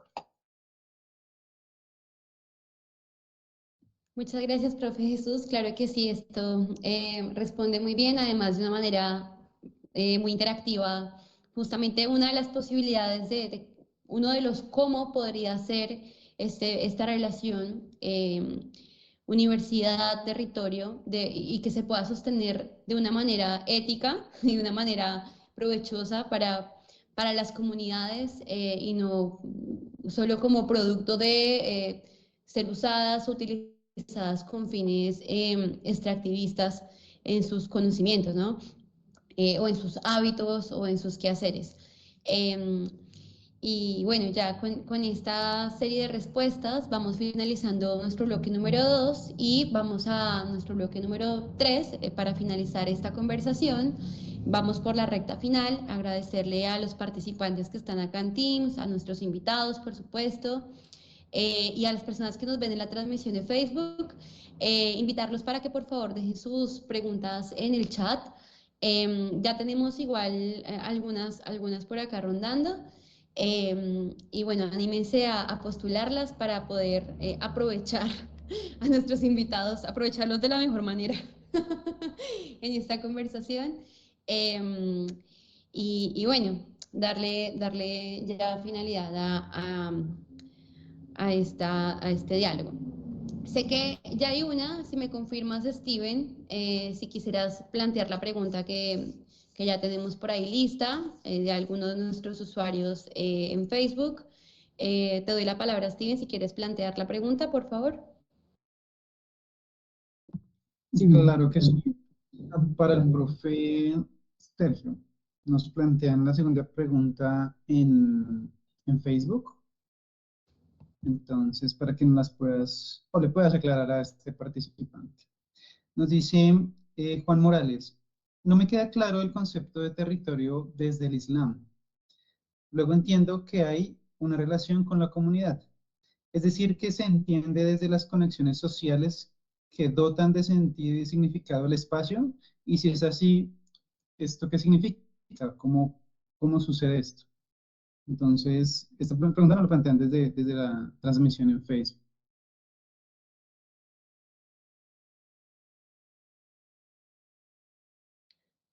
Sí, lo que yo planteé no es una definición, digamos, estricta de territorio, pero sí es un conocimiento o algo que se tiene desde el Islam tradicional, más que nada en autores clásicos, ¿no? Dentro del mundo islámico, como Ibn Khaldún, un sociólogo, ¿no? De la Edad Media, y se plantea esta cuestión, ¿no? Que el Islam siempre se dividió como en estos territorios. El territorio que está, digamos, bajo la Sharia o la ley islámica, ¿no? Y los territorios que están por fuera. Yo lo traje a colación, digamos, para resaltar de alguna manera que nosotros, como comunidad, estamos en un lugar que no es un país islámico. Por lo tanto, tenemos ciertas características propias, ¿no? Somos parte de una religión, ¿no? Que es minoría. de una comunidad religiosa que es minoría, que además no está centralizada como la Iglesia Católica alrededor de la figura de un papa, de un Vaticano, ¿no? El Islam funciona no como un centro, o como un centro con un círculo alrededor, sino más bien como bloques, ¿no? Que no están relacionados ni con lo árabe, ni con países, o a veces sí, a veces no. Hay, digamos, elementos dentro del Islam que sí están relacionados a nacionalismos. Hay que tener en claro, para entender un poco del Islam, que es un mundo complejo, completamente diverso, que ha pasado por procesos históricos, ¿no? Muy trascendentes, como ha sido el colonialismo, bueno, toda la historia que nosotros conocemos, ¿no? La conformación de los diferentes estados, ¿no? Como estados burgueses, como estados modernos, ¿no? Sin haber pasado por una modernidad o como lo ha hecho Occidente. Eso implica que haya distintos discursos dentro del mundo islámico. Nosotros, como comunidad, llevamos a cabo, llevamos al frente un discurso, una manera de entender el Islam, que es como ha sido entendida por el sufismo otomano clásico tradicional, ¿no? Básicamente esa es la idea fundamental. Con respecto al territorio, como dije, nuestra comunidad funciona en nuestro tequia, en nuestro lugar de reunión, como un nodo, como un lugar donde se dan esas relaciones sociales, pero el espacio excede lo territorial, lo barrial, lo local, incluso las fronteras nacionales, ¿no? Hay un montón de hermanos que son parte de nuestro grupo, que son de diferentes países de Latinoamérica, incluso de países de Europa o de Estados Unidos, por ejemplo, ¿no? Y ellos participan también de manera virtual, de manera presencial, cuando pueden venir, ¿no? O cuando nosotros los visitamos. O sea, las relaciones se dan en torno a ese nodo que es nuestra comunidad, que es la tequia, que es una opción, digamos, de Islam dentro de varias, no muchas. Dijimos que es un país con minoría islámica, ¿no? Hay otras mezquitas, hay otras comunidades islámicas, pero no son numerosas y están, digamos, hay cierto flujo entre las comunidades, pero cada una es como que también tiene su camino y su propia identidad, ¿no? Hay, por supuesto, una identidad general dentro de lo que sería la comunidad islámica, que en el Islam está dada por la fe, más que nada, y por la praxis, ¿no? Y después tiene los colores locales, ¿no? O de cada tradición en particular. No sé si más o menos...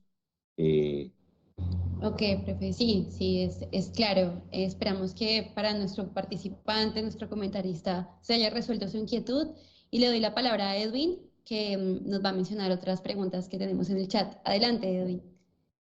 Gracias, ya. Vale, estas dos preguntas, la primera va dirigida al profe Jesús, la segunda la decidimos dirigir a Jeremy y está de parte de la profesora Liliana, ¿vale? Entonces va a leer el comentario que está en el chat y a partir de eso leo las preguntas. Entonces, agradecemos las intervenciones, miradas diversas y aportes en las relaciones territorio y turismo comunitario. Aporto las siguientes inquietudes. La primera que va para, pues la dirigimos al profe Jesús es, ¿cuáles acciones permitirían dar a conocer y promover identidad de las comunidades en su territorio en una perspectiva turística que lo valore y no lo destruya con ese tipo de práctica? Si quieres dejo esta pregunta y después hago la otra, ¿te parece? Vale, perfecto. Gracias, Edwin. Vale, mira, aquí hay varias cosas a tener en cuenta.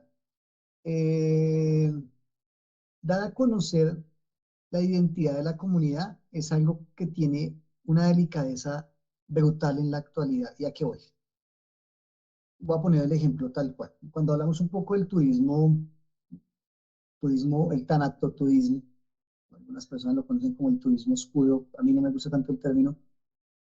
Este tanatoturismo, que es el uso del morbo de las situaciones de conflicto, eh, en algunos casos se vuelve llamativo para visitantes. Es claro, algunas personas entran con el debate o el discurso con la identidad de ellos, podemos mostrar el territorio.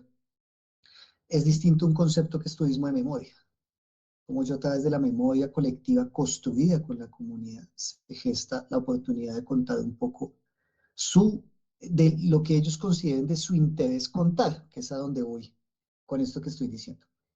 Es fundamental que en esta pregunta que están haciendo, que si no estoy mal, denme un segundo para poner, que Liliana, si no estoy mal, está haciendo, pues tengamos en cuenta algo fundamental y es que eso tiene que partir de un trabajo social realizado con la comunidad, y que sean ellos los que quieran de alguna forma determinar cuál es esa promoción de su identidad y cómo lo quieren dar a conocer, cuáles son los elementos que ellos consideran y qué sí y qué no, porque hay veces también en la actividad turística caemos en la muy mala praxis de pensar que todo puede ser turístico, todo destino es turístico y todo territorio y todo espacio es turístico, y no es cierto. Vaya usted con algunas comunidades indígenas y le van a decir, esta laguna no se toca. Y eso es parte de ese trabajo social y comunitario que uno tiene que hacer y entender que hay espacios de ellos. Y no caer en las malas praxis también de considerar que dentro de la lógica del turismo comunitario, entonces no, pues fácil, coloque su casa, haga un espacio ahí en esa habitación, saque de ahí a su hija y pongan ahí una habitación para arrendar, para alquilar, sin darse cuenta que en esa mala praxis, pues están poniendo en tela de juicio, no tela de juicio, sino más bien están poniendo en vulnerabilidad su intimidad como familia. Eso es una muy mala acción. Entonces, aquí voy recopilando lo que estoy queriendo decir. Que esta pregunta que hacen aquí de permitir mostrar, promover su identidad y conocerla, tiene que ser primero en un trabajo social hecho con la comunidad y pasos siguientes a esto, que sí ellos decidan cómo lo quieren promover. Y ahora, la segunda parte de la pregunta que habla de cómo valore y no lo destruya, el tema de valorar esa identidad surge en muchos casos de este trabajo cuando se hace desde la base. Entonces, miren, aquí hay dos cosas que digo y ya con esto cierro. Después de contestarle a Liliana el tema. A mí me encanta esta forma de ver el turismo. No se cuida lo que no se conoce. Y el turismo es la mejor herramienta para mostrar lo que no se conoce, pero con la responsabilidad necesaria. Entonces, en ese orden de ideas, hay que entender que quien tiene que generar esa cohesión social y esa identidad o redignificarla, estoy hablando de los sitios donde se ha tal vez separado, se ha hecho un tema de no cohesión social o se ha roto por temas de conflicto, pero hay que hacer un trabajo social donde yo lo recupere. Y si ya existe, porque claramente ellos son los que tienen que definir cómo esto se puede promover, compartir, promocionar y demás, y entender algo fundamental, y es que al final son ellos los responsables de esta actividad, son ellos los que tienen que definir muy bien cuáles son ese paso a paso. Y si algo que voy a decir, el turismo tiene la facilidad de redignificar esos valores que se pierden. Pasa lo mismo que con el ser humano, necesitamos que alguien más venga y nos diga que somos atractivos para entender que somos atractivos. En el turismo pasa lo mismo, uno cuando hace trabajo con comunidad, uno se da cuenta que le dice, pero usted vive en un paraíso, este sitio es hermosísimo. Y ellos dicen, pues yo no lo veo así. Claro, hasta que mucha gente viene y les dice, sí, este sitio es, su costumbre es hermosa, lo que ustedes cuentan es fantástico. Tiene que venir alguien de afuera a decir, no, no, puede ser algo muy particular de los seres humanos, pero bueno. Entonces espero haber contestado la pregunta. Sí, sí, creo que perfecto, te lo agradezco un montón. Seguiría con la segunda pregunta que está planteada también por parte de la propia Liliana y esta iría para el gestor, que es Jeremy, ¿vale? Y es, ¿cuál sería la experiencia territorial que más lo ha interpelado positiva o negativamente en la relación con la comunidad? Vale, qué experiencia, qué proceso, así me marcó bastante. Vuelvo con este proceso de Guardianes del Páramo. Fue un proceso bastante largo, de 2 años. Me marcó significativamente porque fueron mis primeros alumnos de los que tuve. Fueron alumnos, fueron jóvenes rural, campesinos, de los cuales también aprendí mucho de ellos. Eh, y son jóvenes que no son como nosotros, son jóvenes que tienen otras perspectivas de la vida, otras perspectivas, otros retos, que no tienen las mismas oportunidades, eh, posiblemente quieran estudiar, quieran seguir adelante, pero no tienen estas mismas facilidades para hacerlo como en la ciudad. Entonces, conecté mucho con ellos, de hecho los extraño. Ya espero verlos muy pronto. Y como decía Jesús, hay que continuar el proceso, aunque ya no tengamos la financiación, hay que continuar el proceso, hay que continuar con esos chicos, continuar con la formación. eh, Así que creo que me llevó un lado positivo bastante bueno por este lado. Un lado negativo, creo que fue de las primeras veces que trabajé con campesinos, y fue un poco complejo lo que decía al principio, de volver a tejer esa construcción de comunidad. Son personas externas que vienen a trabajar un proyecto comunitario ambiental. Entonces, fue algo complejo al principio, donde los campesinos no nos creían que éramos de otra entidad, que éramos de la CARP. Entonces, al principio fue algo complejo, no entendían qué estábamos haciendo. Entonces, pero con el pasar del tiempo, tanta insistiera en nosotros de que hey, vamos a hacer esto, vamos a hacer aquello. Logramos convencer a la comunidad, a los campesinos, y pues se logró de una muy buena manera este proceso. Entonces, que va en mi corazón y que siempre lo voy a tener ahí.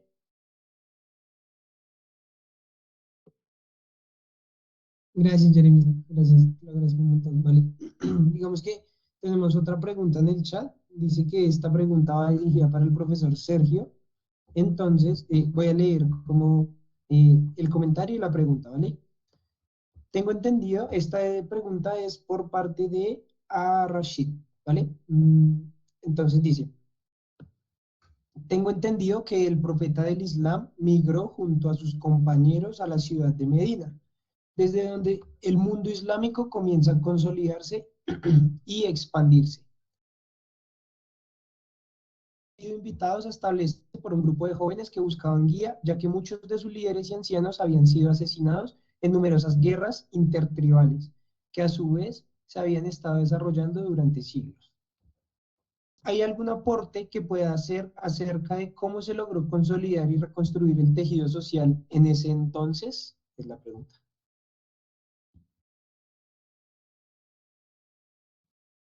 Bueno, es un poquito la historia y la base, ¿no?, de lo que sería la creencia islámica. El profeta Muhammad, sallallahu alaihi wasallam, viene, digamos, es mandado por Dios y trae un mensaje que es el mensaje del Islam. El mensaje está codificado básicamente en el Islam y en todas las tradiciones, en la sunna del profeta, lo que él hizo y dejó de hacer. Toda su vida, la sira, su vida, la vida del profeta, que es quizás la vida mejor documentada de cualquier personaje histórico que tengamos por ahí dando vuelta, ¿no? Tenemos más de 60.000, 70.000 tradiciones que nos hablan, nos cuentan cómo hizo, cómo era, qué dijo en cada momento histórico de su vida. Entonces, él en un momento trae su mensaje de unidad en una sociedad que estaba completamente corrompida, que adoraban a 360 ídolos diferentes, que tenían prácticas verdaderamente salvajes, tipo a las mujeres, a las hijas mujeres se las enterraba viva, solo criaban a los hombres y algunas pocas mujeres, cosas de ese estilo, ¿no? Entonces el profeta Muhammad trae un mensaje de unidad, trae una ley, una sharia, ¿no?, que es vivir una vida de acuerdo al mandato divino, o sea, someterse a Dios, pero solo a Dios, no a las propias pasiones ni a las pasiones de otros seres humanos. Obviamente este mensaje, en el contexto en el cual vivía el profeta, es un mensaje revolucionario y va en contra del status quo, por supuesto, y es perseguido hasta que un momento esa persecución, estoy tratando de ser lo más sintético posible, hasta que esa persecución no da más y el profeta migra y es recibido en la ciudad de Medina, que está a 400 kilómetros de la Meca, ¿no? Ahí es donde él es recibido por los ansar, los auxiliadores, ¿no? Y cada uno de estos migrantes que migra, ¿no?, con el profeta los aúna con uno de los ansar y comparten sus bienes. Y así se crea el germen del primer Estado islámico, ¿no? En el mejor de los sentidos. Después esa palabra, bueno, tomó otros aspectos. El que gobernaba esa cuestión, todas las cuestiones las dirimía, era el profeta Muhammad, un profeta, ¿no? O sea, el profeta Muhammad para los musulmanes no es Dios, es un hombre, pero es un hombre así como sería un diamante, es una piedra entre guijarros, ¿no?, entre cantos rodados, ¿no? Es una piedra pulida, ¿no? El profeta tenía una sabiduría única. Bien, en la constitución del Estado, de este Estado en germen islámico, el profeta, a través digamos, del mensaje, recibe leyes que van a constituir la Sharia, ¿no? Cuando el profeta En Meca él estuvo más o menos unos 13 años. Durante todo ese periodo, Dios le revela cuestiones estrictamente religiosas, ¿no? De la creencia, de cómo pulirse como personas. Cuando pasan a Medina, porque la revelación divina dura 23 años, ¿no? El profeta le empieza a recibir a los 40 años, ¿no? Durante 23 años recibe lo que después se compendia y hoy tenemos como el Corán, que es el libro sagrado de todos los musulmanes. Entonces, cuando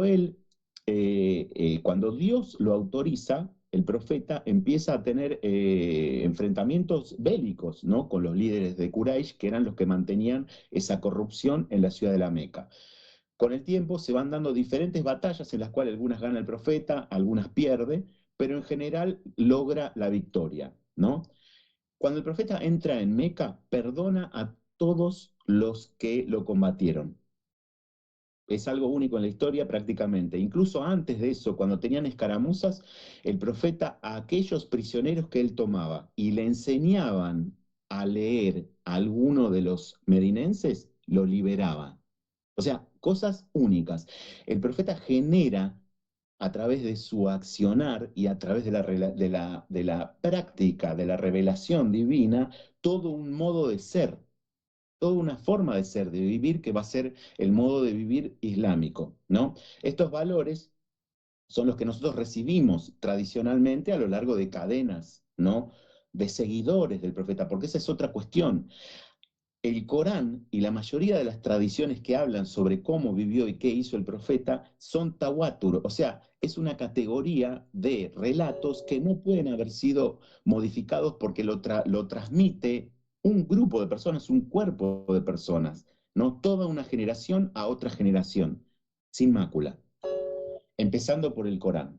Entonces, no sé si voy más o menos, voy a tratar de cerrar la idea, pero a ver cuál es la pregunta, ¿no? En esa migración, el profeta siempre hace lo que Dios le inspira, ¿no? Y él se va a Medina a conformar ese estado para luego volver a la Meca triunfante. Pero es un triunfo en el cual prácticamente o no corre sangre. Y las personas abrazan el Islam en masa. Luego el Islam se expande por ese dar al Islam que dijimos antes, por ese territorio que se conquista, sí, pero no se obliga a nadie a adoptar el Islam. Se conquista un territorio X, ¿no? Que es lo que se conformaría hoy el mundo islámico, pero el Islam se difunde por el buen comportamiento de esos gobernantes, en comparación a los que tenían antes, por ejemplo, ¿no? Y bueno, no sé si más o menos respondí la pregunta.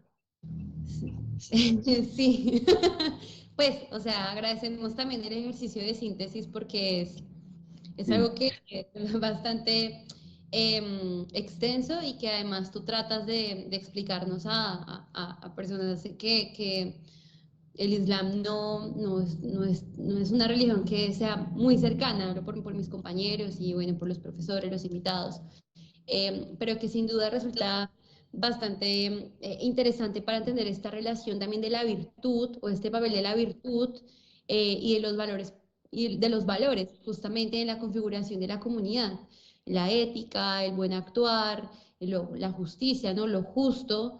Y bueno, como esto bueno fue precisamente lo que fomentó la expansión de la conquista misma del territorio y la configuración de este tejido social a propósito de la pregunta que nos hace Rashid.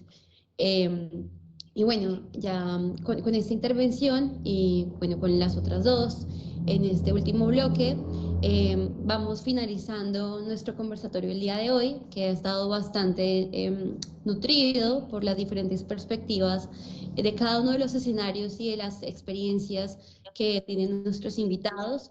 Quisiera preguntarle a la profesora Liliana si quisiera comentar algunas palabras a propósito ya del cierre de esta conversación.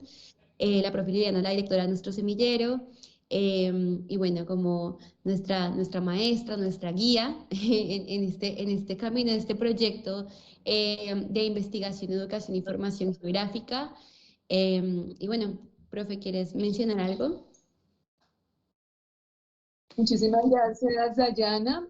Un profundo agradecimiento a nuestros invitados, porque desde diferentes entradas nos permiten pensar, nos permiten interrogarnos, nos permiten darnos cuenta de procesos que tal vez son asertivos en ciertas cosas, pero que necesitamos hacer muchísimo más en otras. Entonces valoro mucho cada una de las intervenciones desde el lugar de enunciación en las que ha realizado.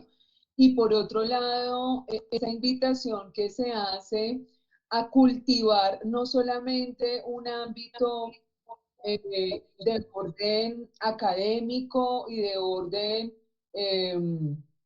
conceptual y de orden cognitivo, sino también una invitación a pensar en esas otras dimensiones que a veces en la academia también se nos diluyen un poco o quedan tal vez como ubicadas en segundos o terceros planos, como si esas dimensiones hicieran parte de nuestra condición y de nuestra naturaleza humana. Entonces, esa invitación a pensar en una relación entre ese conocimiento, pero también entre esa experiencia espiritual, independientemente de qué tipo de experiencia sea. Aquí tenemos una que ha sido visible y declarada. Creo que es una invitación bastante provocadora y que nos permite en un ejercicio como el que nosotros hacemos en el semillero de investigación, darnos cuenta hasta qué punto esas concepciones, inclusive esas relaciones con las comunidades que también manejan unas concepciones de vida y unas concepciones específicas en esas dimensiones de orden trascendente, pues vale la pena considerar y no solamente, dirían algunos teóricos, no solamente en el umbral de lo profano, sino en el umbral de lo divino, hay un valor bien importante. Entonces, creo que ha sido un conversatorio muy potente que nos ha permitido dar un paso para ver otras opciones desde el local, desde una academia que se está interrogando pues unas visiones bien fuertes y bien, digamos, alternativas a posiciones un poco más convencionales y una perspectiva en el que el lugar de encuentro, ese lugar de congregación también se vuelve o se puede constituir en una fuente de diálogo, no solamente con esos aspectos estéticos y con esos aspectos artísticos y con esos aspectos culturales, sino también con esos elementos que van hacia esas otras esferas que ya he mencionado en relación con el ser humano. Entonces, de verdad, un profundo agradecimiento del tiempo que nos han brindado, de la manera, digamos, tranquila, genuina, espontánea en la que presentan sus ideas y que sea una oportunidad para seguir tejiendo redes y seguir tejiendo posibilidades de diálogo, que creo que eso sí que nos hace falta en este mundo tan tenso en estas situaciones. De verdad, muchísimas gracias. Bueno, quiero agradecerle a todos nuestros invitados, sumarme a las palabras de la profesora Liliana. Muchas gracias por estar acá y quedamos entonces agendados para un próximo encuentro. Gracias a nuestros espectadores en Facebook, a nuestros espectadores en Teams, a mis compañeros Edwin y Steven, con los que organizamos logísticamente este escenario. Y por supuesto a Sergio Shafik, que es un nombre musulmán, a Jeremy Andrés, a Jesús, al profe Jesús. Muchas gracias por todos sus aportes, sus experiencias de vida, su tiempo y sobre todo por su generosidad en el conocimiento y en el amor a la humanidad y a estos valores virtuosos de construir y tejer con los demás seres humanos.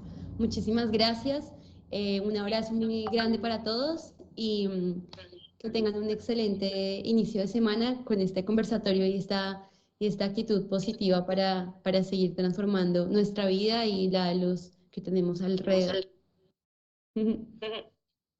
Muchas gracias. Un fuerte fuerte abrazo, que descansen, que tengan un buen resto de semana y sigamos pues en estos procesos que nos motivan de interrogación permanente. Un abrazo de verdad desde Colombia para Argentina y de estos escenarios pequeños que tenemos acá. Muchísimas gracias. Muchísimas gracias a ustedes también, profes, compañeros, por su espacio, por su dedicación y por toda lo que hablamos y comunicamos en este tema que, viéndolo ya en perspectiva, pues tiene muchas aristas y formas de entenderlas, mismo la comunidad, el territorio. Entonces, y bueno, lo que nos toca, la academia. Claro, no sé si los profes quieran decir algo, como muy cortito. Perdón, así por la premura del tiempo, pero no se sientan que no pueden decir algo al final, ¿no? Si quieren decir algo, si les pareció, si se sienten bien, contentos, ¿no? Sería muy bonito aprovechar y escucharlos. No, de mi parte, muchísimas gracias a todos y todas, deseándoles una fantástica noche y bueno, agradecido con la invitación. Gracias, profe Jesús. Shafik, tenés el micrófono apagado. Ahora sí, ahora sí. Quería decir simplemente lo mismo, agradecido por la invitación, realmente el conversatorio ha sido muy, pero muy enriquecedor, escuchar a nuestros hermanos de Colombia, de Argentina, ¿no? Y compartir siempre esa curiosidad, esa cuestión de que va en pos del conocimiento, ¿no? De buscar una verdad que nos trascienda y poder compartirla y superarnos y mejorarnos como personas, ¿no? Así que bueno, buenas noches y un abrazo para todos. Bueno, yo también quiero sumar las palabras de mis compañeros. Quiero también agradecerles por este espacio que fue muy enriquecedor, en el que aprendimos mucho. Nada, hay que seguir trabajando por y para el territorio, hay que seguir encontrándonos, hay que seguir formulando esas críticas, a ver cómo podemos hacer para seguir solucionando esas problemáticas a la comunidad. Muchas gracias. Bueno, con estas palabras entonces cerramos. Que tengan un buen inicio de semana y muchas gracias. Abrazos. Hasta luego, que estén muy bien. Hasta luego, muchas gracias.